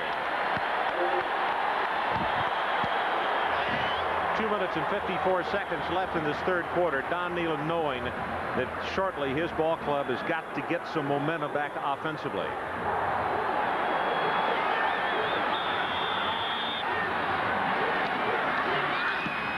Herzog with another beautiful long kick. This is Brooks from the 38.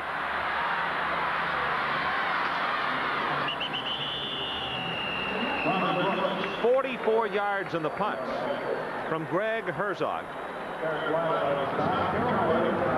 And let's go down to Kevin Kiley again. Kev, what you got? Thank you, Ron. After the half with West Virginia trailing, I talked to the Mountaineers coach, Don Nealon, and he told me that he was very surprised at the speed of the South Carolina defense, and he felt he had a weight advantage, but they were very quick and they were outrunning his offense. As you can see here in the second half, it's still true because West Virginia has not scored. Back up to you. South Carolina leading by 10. Double reverse. Brooks. Oh, he really got stuck at the 46-yard line. It's a gain of 11. It looked as though it was going to break for huge yardage, and all of a sudden Mike Collins came out of nowhere and popped him. Little misdirection. They ran a little counter play, and then the reverse to their best football player, Robert Brooks, number 49. Watch, you'll see a step, go back, and then the nice handoff to Brooks. And watch Brooks turn it up right here. Inside the block, turns it up full speed, and it takes on Collins. Finds a little defensive back and run him over. I'll tell you what, Collins is another one that we talked about before. Collins loves to put the headgear down and go after it. Ellis comes on the blitz, and they go with DeBoer to the right side. A couple of yards, and it closes up. Rick Dolly. He's only a freshman, New Creek, West Virginia, playing with a broken hand. West Virginia has had to change up a little bit to stop this powerful running game so far by South Carolina. They're cheating that strong safety up. Collins is blitzing occasionally, and they're taking advantage of the inexperience by Bobby Fuller. He needs to check to some of those plays. There you see another picture how it's switched this half with the field position. It has, just almost exactly opposite.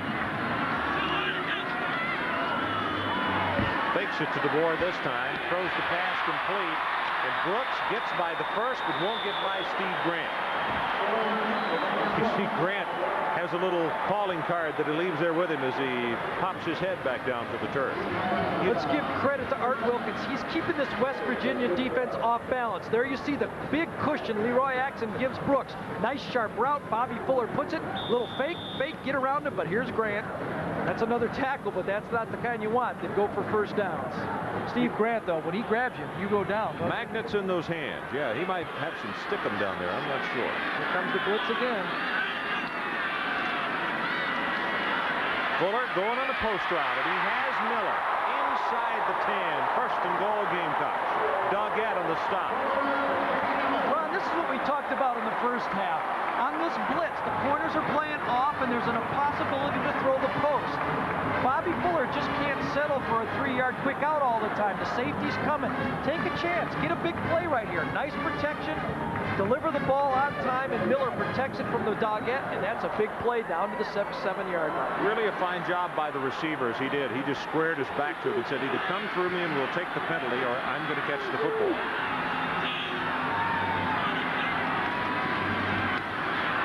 DeBoer inside the 5, close to the 3. Whitmore is somewhere on the bottom of that stack. He was the first man to make contact. This is the type of football that Sparky Woods wants to play when they get into the SEC. They have to be able to play this smash mouth type football. Look at the numbers by Fuller, 15 for 21. You know, when you look at him, he's not overpowering physically, doesn't have the great arm, but he makes a lot of good throws. He puts the ball in a spot where his guys can catch it. Play smart, and the system is helping him play smart. DeBoer tries to play off the block of Watson, and that is some kind of defense for the Mountaineers. And you know it's either got to be Collins or Grant, and Collins was the first man out there to make the hit. That is the end of the third quarter. So here at Columbia, South Carolina, as we go to the final 15 minutes, South Carolina 20, West Virginia 10. Happy Thanksgiving, everyone. From Ron Franklin, Gary Danielson, and Kevin Kiley. We are in the beautiful city of Columbia, South Carolina on this Thanksgiving. Last year we were up in Syracuse, West Virginia and Syracuse in that one. Situation, third down and goal for the Gamecocks. The ball just inside the 5. Fuller puts the pass up from Miller, and incomplete. A flag goes down, and the crowd is cheering. I think it's going to be offense, Gary. I think he pushed off, trying to gain advantage. I think Eddie Miller pushed off. That's There's what no I'm doubt saying, about it. Mike Collins is the guy who was trying to cover on him. Yes, South Carolina, loss of down. That's a loss of down, so 4th down. It's a little fade pass to the outside. He's going to let it go, and Miller just going to run for it. But the coverage is pretty good. Collins is actually going to come and clean on the play as he reads the pass. The interference was on Doggett, though.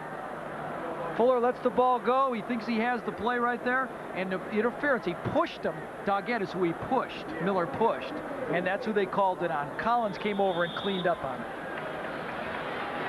36-yard field goal attempt from the 26. Colin Mackey is good.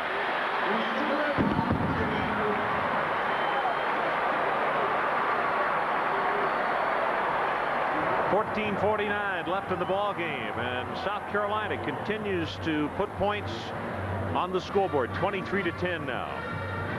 Well, 14 points wins this football game, but West Virginia has to start producing some offense. I think they need to go to the passing game, throw some draws in there, do some things.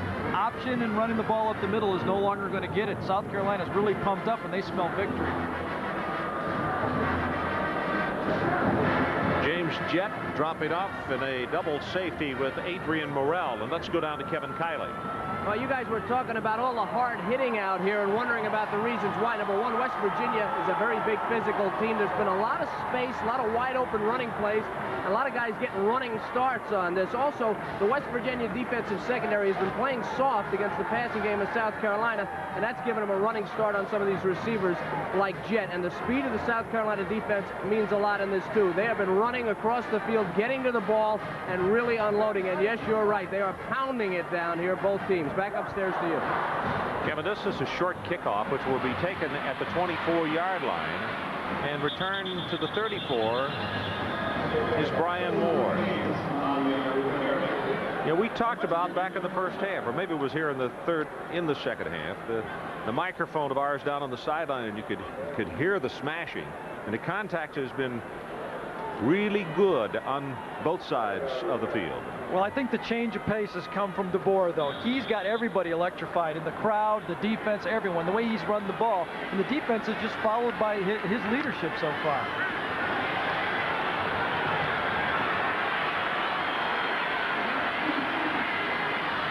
Alex Shook is in the ball game at fullback for the Mountaineers.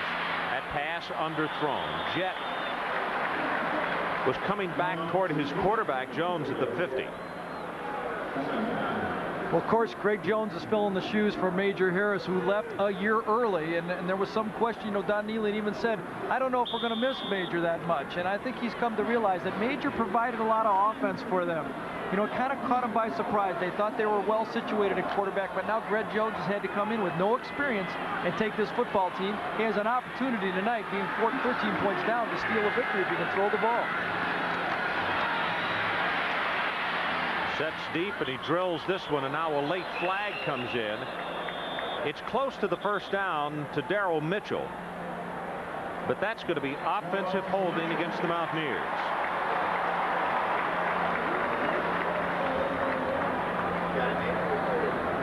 And Darrell Mitchell is still down. After he caught the pass, he was injured.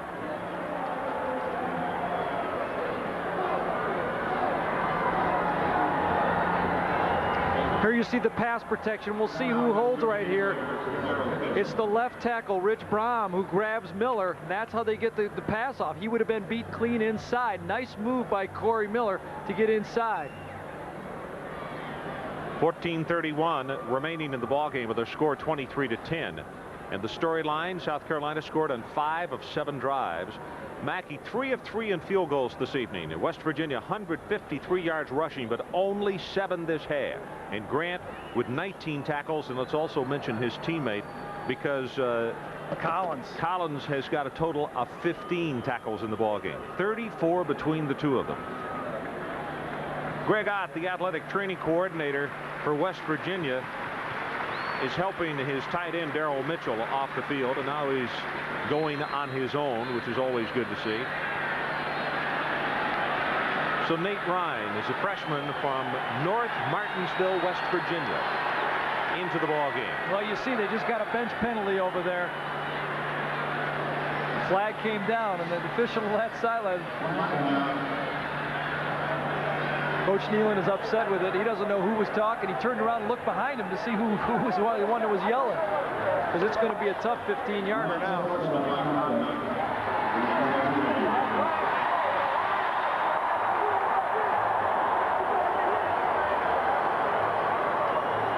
You can see Coach Nealon turning around. Looking back. That's right. He's looking for the culprit. I will say something about him. That's a class act all the way. And remember, that's going to be tacked on to the other holding penalty. Oh, exactly. And now they've got, you know, if you could sell this amount of real estate at Columbia, you could make a chunk. They got to go all the way out to the 45, and the line of scrimmage is the 13. I have a feeling Don will find out exactly who the mouthpiece was, don't you? Well, has been the whole season. They're shooting themselves in the foot again this year for this game, and it's bothering. He'd like to shoot somebody in the mouth right now. Pass comes to Beasley, and he breaks it out. One man was between Beasley and the touchdown line. Surratt makes the stop. It's good for 18. And for a moment, Gary, it looked as though it might go for 85. It was a very safe call. A little swing, and it was a screen pass. The line's going to come out. There you see number 75, Lorenzo Stiles. He leads Beasley. Beasley's very patient right here. Just finds his blocking. He just takes it up the sideline, and now they have an opportunity to pick it up. It's 3rd and 14. That's too much on a very simple play. Shook and Beasley in an I formation. They set the screen, and he's going to be called for grounding on this. There was nobody around. He's called the same play to the right that they had just run to the left. This time there was nothing there. And Jones tried to get rid of it and gets called. Kurt Wilson, number 92, was all over the play. Kurt Wilson, number 92, they let him go a little bit too fast. He gets him, he throws it away, and he throws it to the opposite side of the screen. You're going to get grounding on that play. Wilson, number 92, is the emotional leader of this football team. He's playing in this game with a broken wrist. You can see it on his right hand, and he gets in there to get the big force and the penalty. Greg Herzog waits for the snap back at the 2-yard line. Boy, these two punters had put on an exhibition tonight.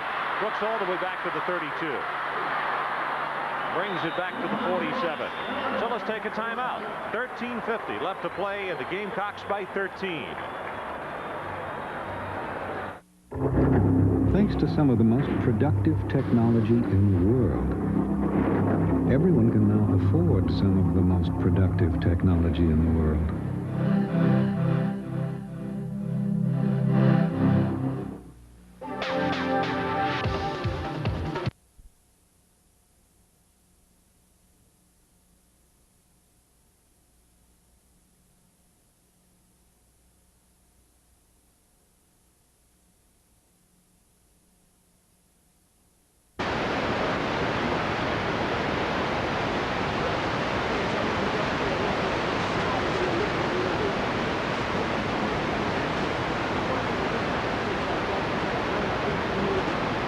Crowd. They've loved him. You know, the last 2 times that ESPN has been here, South Carolina not only has lost, Gary, they have been shut out 59-0 and 45-0. They didn't exactly welcome us. So why did they treat us so good then? Ken Watson on the carry. And we're joking when we say that, because the administration, the coaches, and everybody at this institution have just welcomed the crew with open arms. They have been truly outstanding and very helpful. West Virginia needs a stop very, very badly. They have to get the ball back. They can't afford to give up any more points in the 4th quarter right now. It's been very tough. They haven't scored a lot. They need stops. They got to pitch a shutout from here on in there.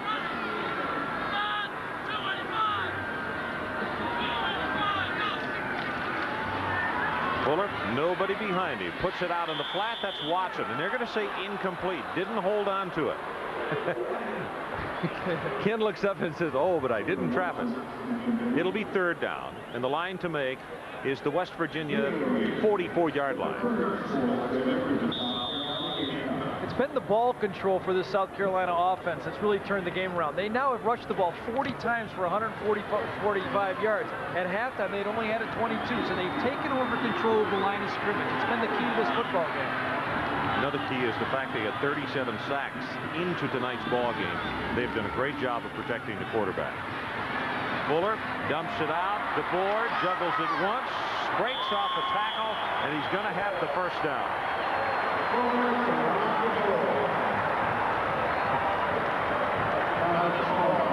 The key to that, as Ron mentioned, the protection has been the key. They've dropped back, they're throwing short, they're taking control of the game because of the running game. This time they block Ellis. Watch, number 66. He's blocked by Ike Harris. He moves his feet, he pushes, and Ellis cannot get around him. Good job by Ike Harris, number 60. Wide base and push.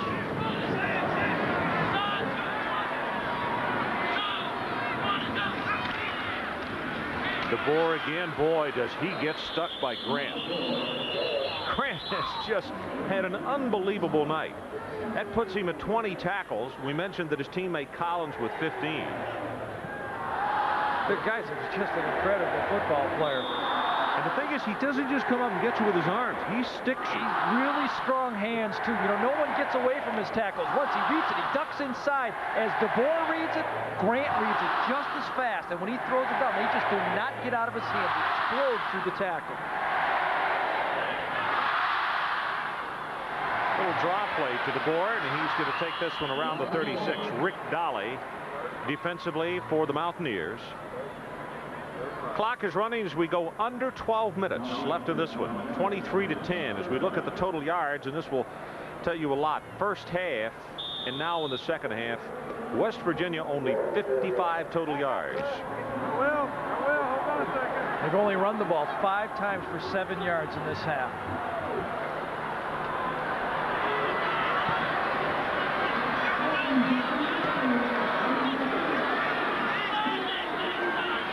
Check into an audible. Looks like a blitz to him. Blitz coming up the middle. Grant is after him, and he just throws it to the most convenient spot. Nobody was there. He got a receiver close. But Ellis was coming on the blitz, and also Steve Grant. I think we should ISO Grant the rest of the time. We just stay with him right here. It's going to lead to most of the action, Ron. We're on him. And he comes through, hits it on time, right into the backfield. Nobody touches him again. Look at that agility. And Bobby Fuller does a good job of just getting rid of the ball and avoiding the big loss right there. A field goal attempt would be 55 yards. So number 1, Darren Parker comes on. They had to have the stop there. They couldn't give up any more yards. They can't afford to give up any points. They still have time to come back in this football game. You got to look at Whitmore just a moment ago, number 11. He would like to have a good return on this one. He has gone toward the far sideline as they have allowed the 25-second clock to run down. The West Virginia doesn't have to take this.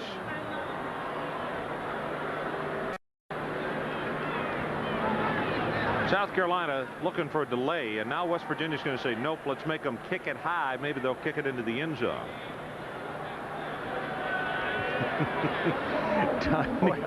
Saw the officials moving it back down the field and says, wait a minute, I do have an option here. It's not that complicated, is it? Well, Mitchell also keeps looking over to the sideline as he's looking for, he is guessing on the play that they're going to kick it to the far side.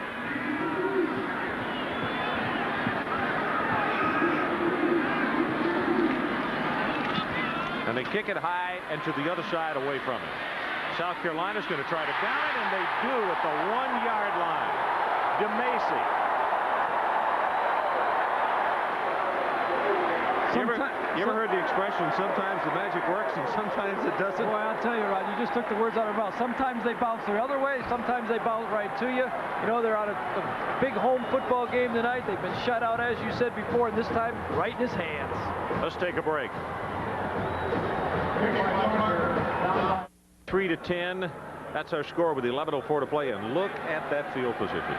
We talked about just a few moments ago how it is flip-flopped from first half to second. And they haven't had the ball a lot this time. They've been shut down, and you see the stud package in the 5-man line. They're going to stop that run again. Hit in the backfield. He did get back out. That's not a safety. They stopped him at the 1-foot line, and Bembury is the man who hit him first. Well, Bembury's having a good time tonight. Interception. He gets that to play end zone's been great for him, right. hasn't it? I hope his parents are sitting at that end zone over there because he's had all the action down there.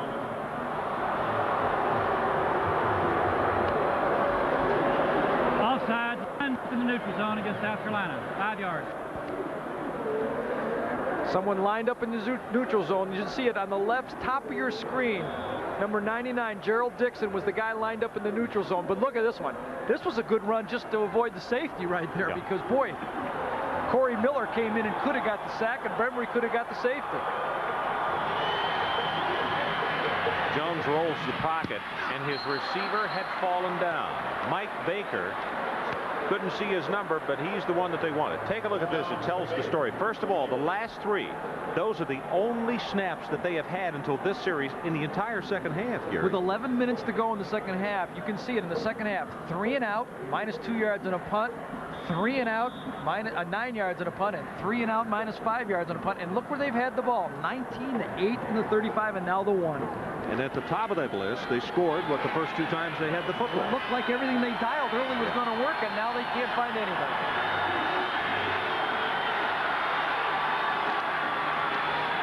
Draw play hit in the backfield by Corey Miller. Blackwell, I beg your pardon, 93 rather than 33. Patrick Blackwell is going to submarine in here, and we get the hand on it. Number 93. You'll see him read the play. He beats the sing, and he comes in and gets Beasley, and he lays out and gets him right around the ankles. Corey Miller ended up getting the stop at the end of it, but it was Blackwell that made the play.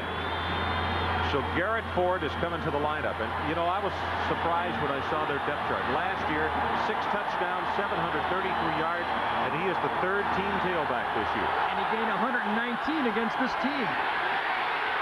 Pass is thrown, almost intercepted by Inman. Dixon was pressuring.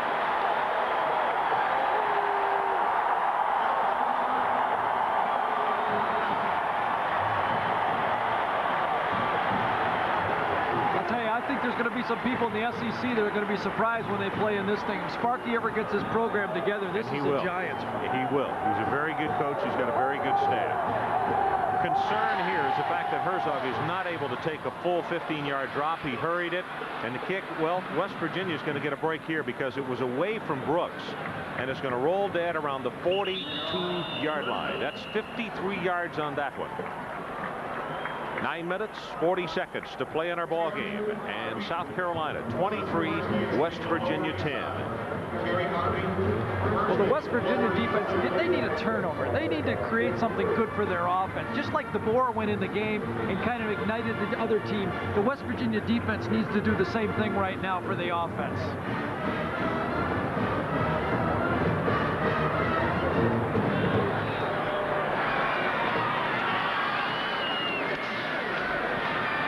To DeBoer, and they keep throwing it to Eddie Miller. Defensive back fell down and knocked out of bounds by Collins.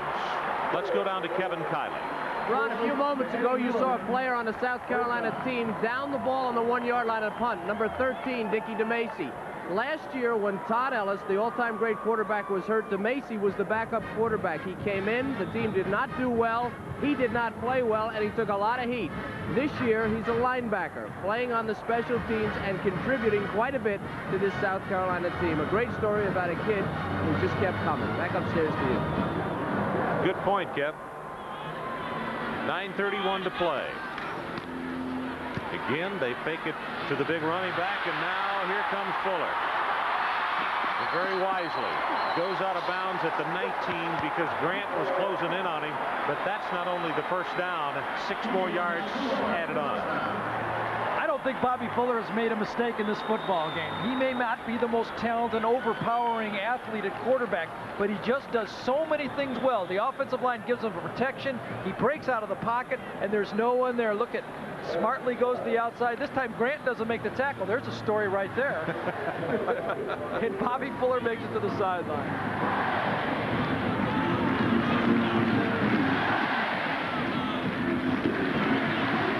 Brooks in motion, but they go up the middle with DeBoer, and he piles down to the 15-yard line. It's a pickup of 4. Dingle watching from the sideline. He was the starter tonight with the 1-2 punch. DeBoer after Dingle. But in case you missed it, he injured his shoulder. He's talking to the trainer. He was not smiling about an hour ago. And I think all the memories go through your mind that this is your last football game and you go out and you can't play and you'd like to be out there. DeBoer now 73 yards. Dingle left the contest with 58. Great production for the tailback position tonight. Fuller dumps it out of the backfield, and DeBoer at the 10-yard line.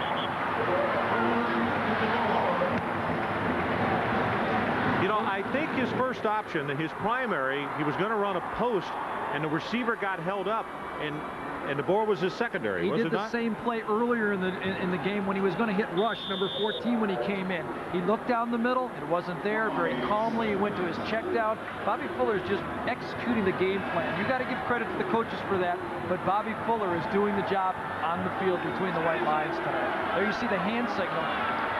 Gives it to his receivers. Touching the head. Also, what he's looking up at is a 25-second clock, so they can use as much off as they can. That running play will not pick up the first down. The thought there was, though, we're in field goal position. This is a big 3 points. We don't want to make a mistake, throw the ball in the end zone, get it intercepted. 3 points really changes the game.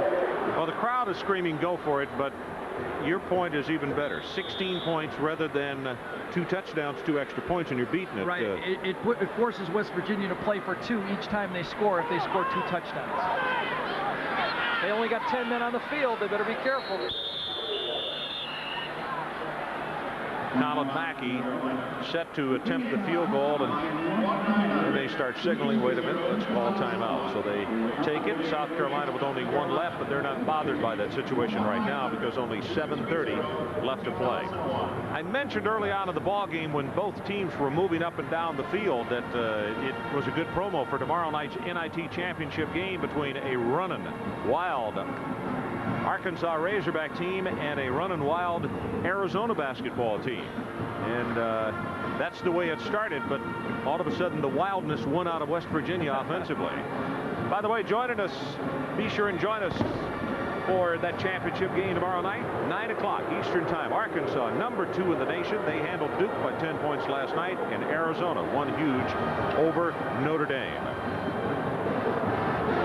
By the way, joining us on this Thanksgiving football telecast, Airship Shamu, the Goodwill ambassador for SeaWorld. They have parks in Florida, California, Ohio, and in Texas. Part of the crowd of almost 70,000 looking on here tonight. And I can promise you the South Carolina fans are not going to leave early on this one. They're having fun.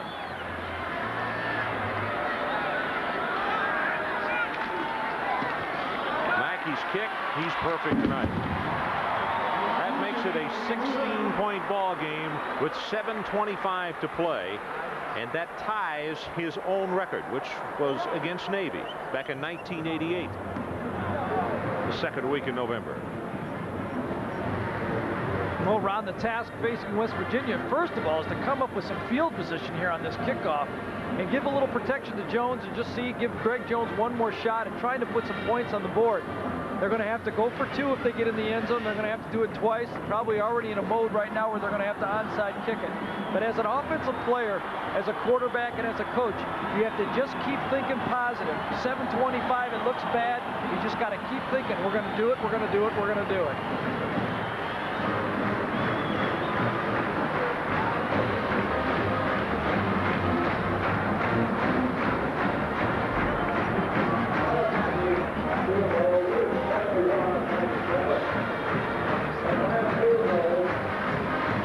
Mackey only uses a 3-step drop to kick it off. And it's going to come to Morrell on the run at the 17. Continues back toward the middle. He'll bring it to the 33-yard line.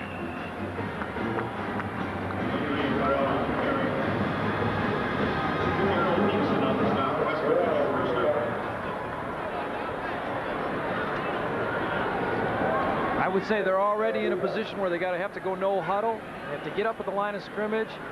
Just take a fling at it. You practice it every day. You go to camp, you do it. This is the reason you practice it.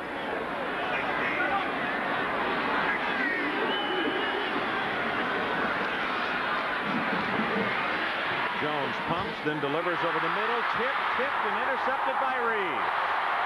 And our student athlete of the game will take it to the 31-yard line, showing that he reads well, both the books and the pass pattern.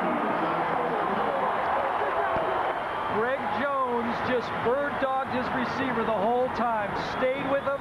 He pumped a couple of times, and a player that looked open got intercepted by the backside linebacker. There you see him. He's on the hash, number 44, Greg Jones. He turns to his right, and he looks, and then he gets back into the protection. He goes to his left. He's reading Greg Jones, and then a throw that looks wide open. All of a sudden, he sticks up the left hand and he gets the interception. That's directly a result of the quarterback looking at the receiver the whole time. So Gerald Dixon with some pressure. The numbers on Reeves tonight, 9 tackles and 1 interception. By the way, Reeves will graduate this May. He's going to be in the sports administration. He's going to graduate. DeVore breaks off the first tackle and then takes it for 4 more. There you see the guy, number 44, 6'3", 235, had the big interception that could ice this football game and get another winning season for Sparky Woods. And I tell you, he was really proud of that fact that they had won. 9 tackles tonight. You know, one of the things Sparky told us is this team is on the right path. They're only a step away from greatness, he believes, but this team will never improve as much as they have between last year, 1989, and where they are this year in 1990. He's very proud of his football team. DeBoer with the sweep. He'll go to the 21. That's shy of the first. Well, I don't know. And where they're going to spot it here, he's very close to the first down. Gary Tillis, sophomore, Bancroft, West Virginia. Don't you get the idea about DeBoer that he could play a doubleheader in football just as easily as he could play a doubleheader in baseball? He just pops up, he's ready to go. Let's play 2. I also get the feeling with all the attention that he is drawing, I would think he'd have a decent arm as being a catcher. If he ran one of the sweeps to the right and then pulled up and threw a pass, the receiver might look like the first guy out to the workout. Yeah, but I don't think we're going to see any more half-back passes. No, not at this point. Just a thought. I got you. Food for thought next year. DeBoer to the left. Has the first down and is spotted at the 14. Kwame Smith, who's in replacing Doggett at the cornerback spot, will make the play defensively. Well, I'll tell you, I don't know if Nebraska offered him a scholarship to play football, but they should have. This guy can play football, big-time football, too. He takes it, he stretches it, he reads his blocking, and then he cuts. Watch him make a cut inside Whitmore right here. Makes it and splits the 2. Nice block by Mario Henry outside, the freshman, number 83, also to help out his partner, the fellow freshman.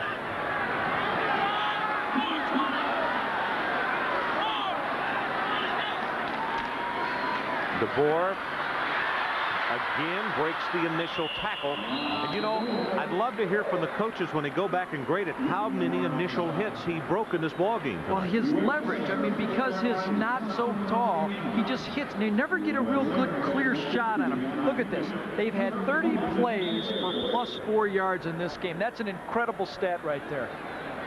You know, that doesn't give you just the one long gainer. All night they've been hit you with those body blows, and that's just an incredible testament to the type of football that Sparky Woods wants to play here in the next upcoming years.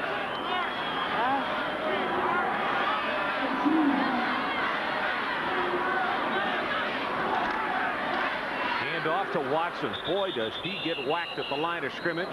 Gary Tillis hit him as South Carolina tried to cross him up. Handed off to the first man through, and they got crossed up.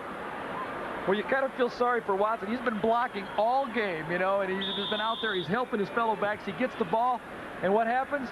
There's no blocking this time. You know, maybe the real reason is he's the one that usually does all the blocking. Nice tackle right there. So it's going to be a 3rd down, and the line to make is the 3-yard line as we're about to go into 4 minutes left to play in this one. Bobby's waiting. He's going to call a timeout. Used all of the clock and took the timeout. So Bobby Fuller comes over to talk to Sparky Woods and the offensive coordinator, Art Wilkins. Last, talk more about what's going to happen on Saturday, but right now, let's take this break.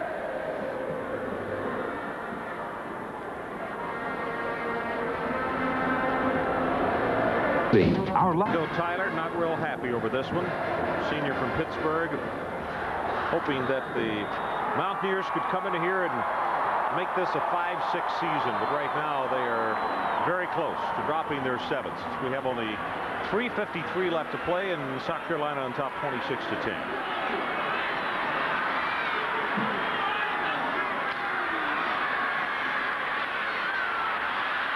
Fuller throws it very low for Watson. I think he was just trying to throw it safely because there were 2 Mountaineers around Watson at the time. He had a corner route to the right side to David Pitchko that he wanted to go to. It was covered, and again, he made a good decision. He didn't force it in there, no interception, went for the scramble, wasn't there, and tossed it away. He's really been, you know, the offensive line has done a great job, but Bobby Fuller has executed the game plan so well. Well, let's see if he can break his own record. Here, Colin Mackey trying to make it 5 on the night, and he has just done it. That's a new career high for him with 5 field goals. This one from 27 yards, and a record for the school as well.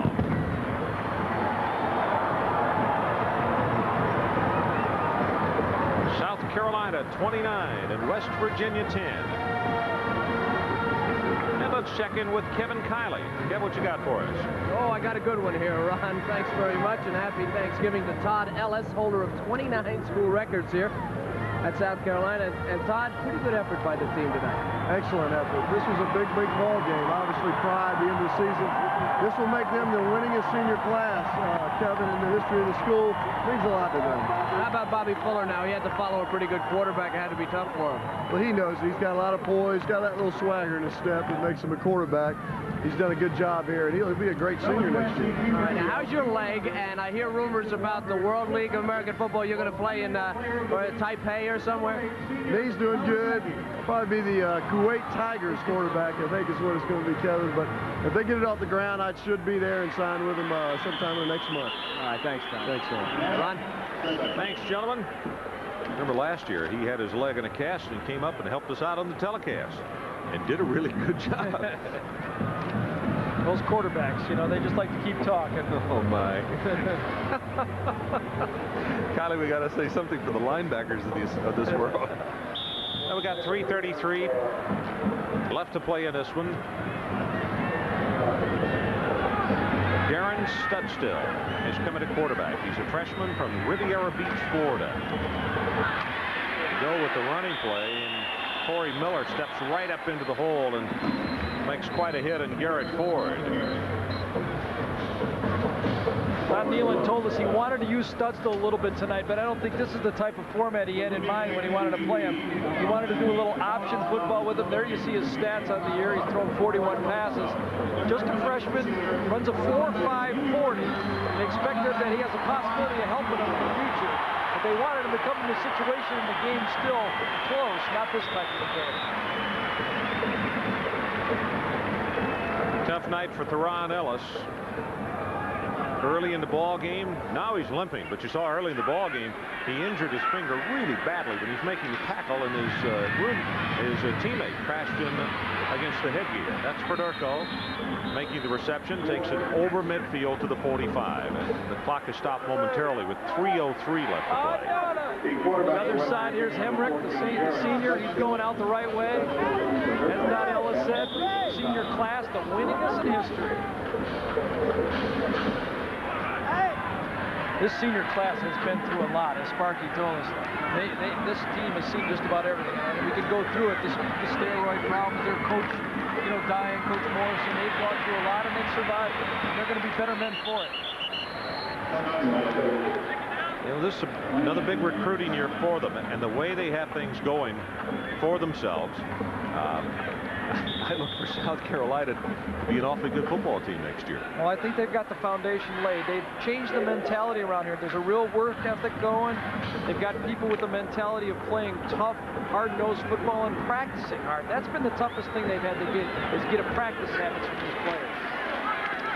Garrett Ford puts a head down. He's going to have the first down plus about 5. Kirk Wilson is holding on. And we're about to go under 2 minutes to play in this one. Let's stop for a moment while the change moves. I want to make sure that we say a special thanks to Shelley Poe, the sports information director from the Mountaineers of West Virginia, and to Kerry Tharp, who is the sports information director here in Columbia for the Gamecocks of South Carolina. This was a short week for them as well as far as putting together information. Both have been extremely helpful. We appreciate it. Studstill going to try to run it. He'll pick up a couple. Don't forget, coming up, we'll have the Visa Players of the Game, one from each team.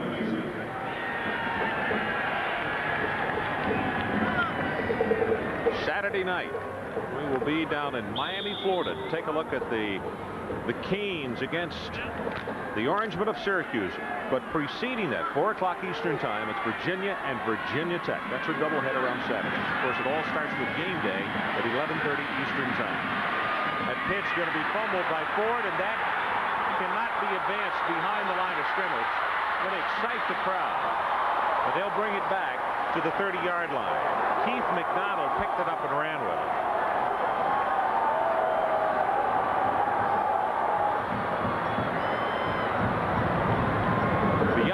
of scrimmage yet. Now, if he had picked it off in the air, he could have returned it, but it hit the ground. Little option play. Darren comes out here on the option. It's strung out, and he makes a decent pitch. But Beasley right here, number 32, Garrett Ford, just doesn't get his hands on it. And it is behind the line of scrimmage, and that's going to be down right there. And with a minute 40 to go, this game is about over.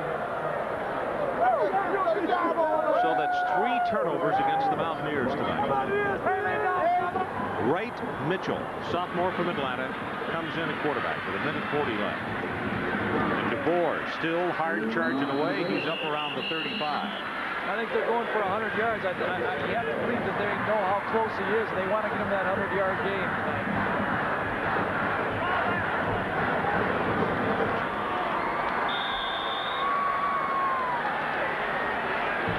Lots of great holiday weekend programming. NIT Championship tomorrow night, Arizona and Arkansas. Then on Saturday, game day at 11:30, followed by the doubleheader, 4 o'clock and then 7 o'clock. And Sunday night, Kansas City and San Diego. Mike Patrick and Joe Theismann with that. So stay with us here on the Total Sports Network, ESPN. West Virginia is going to go 4-7 on this season. And the pictures tell you who is on top of this one. 6-5, the Gamecocks will be.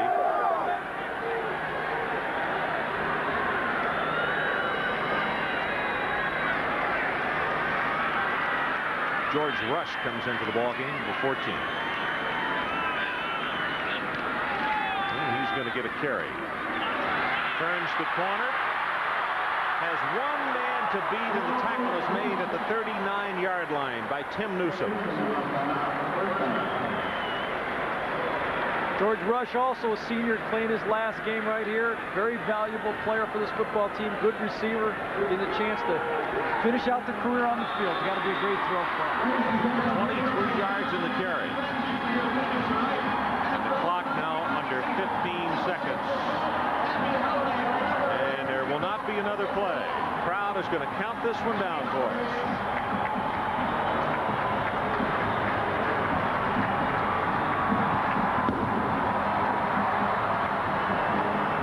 South Carolina Gamecocks finish the season at 6-5 as they defeat West Virginia by a final score of 29-10. I don't know if they're going to get a Peach Bowl bid or not, but this is a pretty good football team, and they're going to do nothing but get better. Their offensive line showed that they're going to improve. You saw the style of football that Sparky Woods wants to play. Rough, hard-nosed football. They took it away from a pretty good football team, a team that has pushed around Syracuse and Penn State early in this year and losses. So 29-10, South Carolina has won it. Well, Kevin is with the winning head coach. Let's go down to him real quickly. All right, thanks, Ron. Sparky Woods. Sparky, you came in here, you took over a program that was reeling. You've had 2 winning seasons now. This has to be a satisfying moment for you. I'm really proud of our seniors. They've been through a great deal. Loss of their coach and then all the things that happened at South Carolina. Really proud of the South Carolina Gamecocks. The stage showed up here tonight, support us. We got a great place. We really don't have an excuse. We ought to have a great program here. When you took over here, what was the major obstacle in pulling it together with all the things that had happened around the program? You know, Kevin, most people are 30 years of age before they experience the death of somebody close to their family. And this football team had lost their football coach just 2 days before signing day. Went through a whole lot of change. We had an NCAA investigation thing that we had to overcome. We joined the Southeastern Conference. A lot of things have happened in 18 months. It's a credit to the kids. Football is supposed to teach you a whole lot. Now, these football players have had a chance to learn a great deal of sad things as well as happy things. I'm glad we were able to end up this regular season game like this. Sparky, you and your coaching staff deserve a lot of credit, too. Congratulations. Thank you. Glad we could win one on ESPN. Sparky Woods in South Carolina. Ron? Well, that was the comment of the reason, as I mentioned. They had been shut out the last 2 times they had been on. And probably the other comment we should make to him is he's got a darn good catcher on this football team. We're going to take a break. We'll come back with the players of the game and wrap it up. Right now, let's pause for this. Taste, there's no going back. Ron Franklin with Gary Danielson and Kevin Kiley in Tallahassee. All of a sudden, it's back to a 14-point game, which seems like a lot until you're talking about these 2 offenses. We still have 12:38 left to play. Let's see what the Seminoles do. Oh, my goodness, what a hit. Lawrence Dossie on the return. Let's take another look at that touchdown. First time they used the shotgun and almost backfired on him right here. The snap wasn't that bad. One bobbling catch by Matthews, and then he goes to the tight end, Kirkpatrick, and another bobbling catch, the one-hander by the second-team All-American Kirkpatrick and their leading receiver. Watch Kirkpatrick go from the right side of your screen across. Carruthers tries to pick him up, but the throw is up high, and that makes it a 14-point game. And Steve, yep, that's the guy, the tight end. Throw it, loop it over. Yes, let's play now. Come on, defense. He put on the visor at halftime. Maybe he's a little superstitious. First time in all the games that we've done at night, he's never worn the visor. Remind me next time if I ever get to play golf with him, I'm going to grab that visor first and then bet him. Throw it in the lake.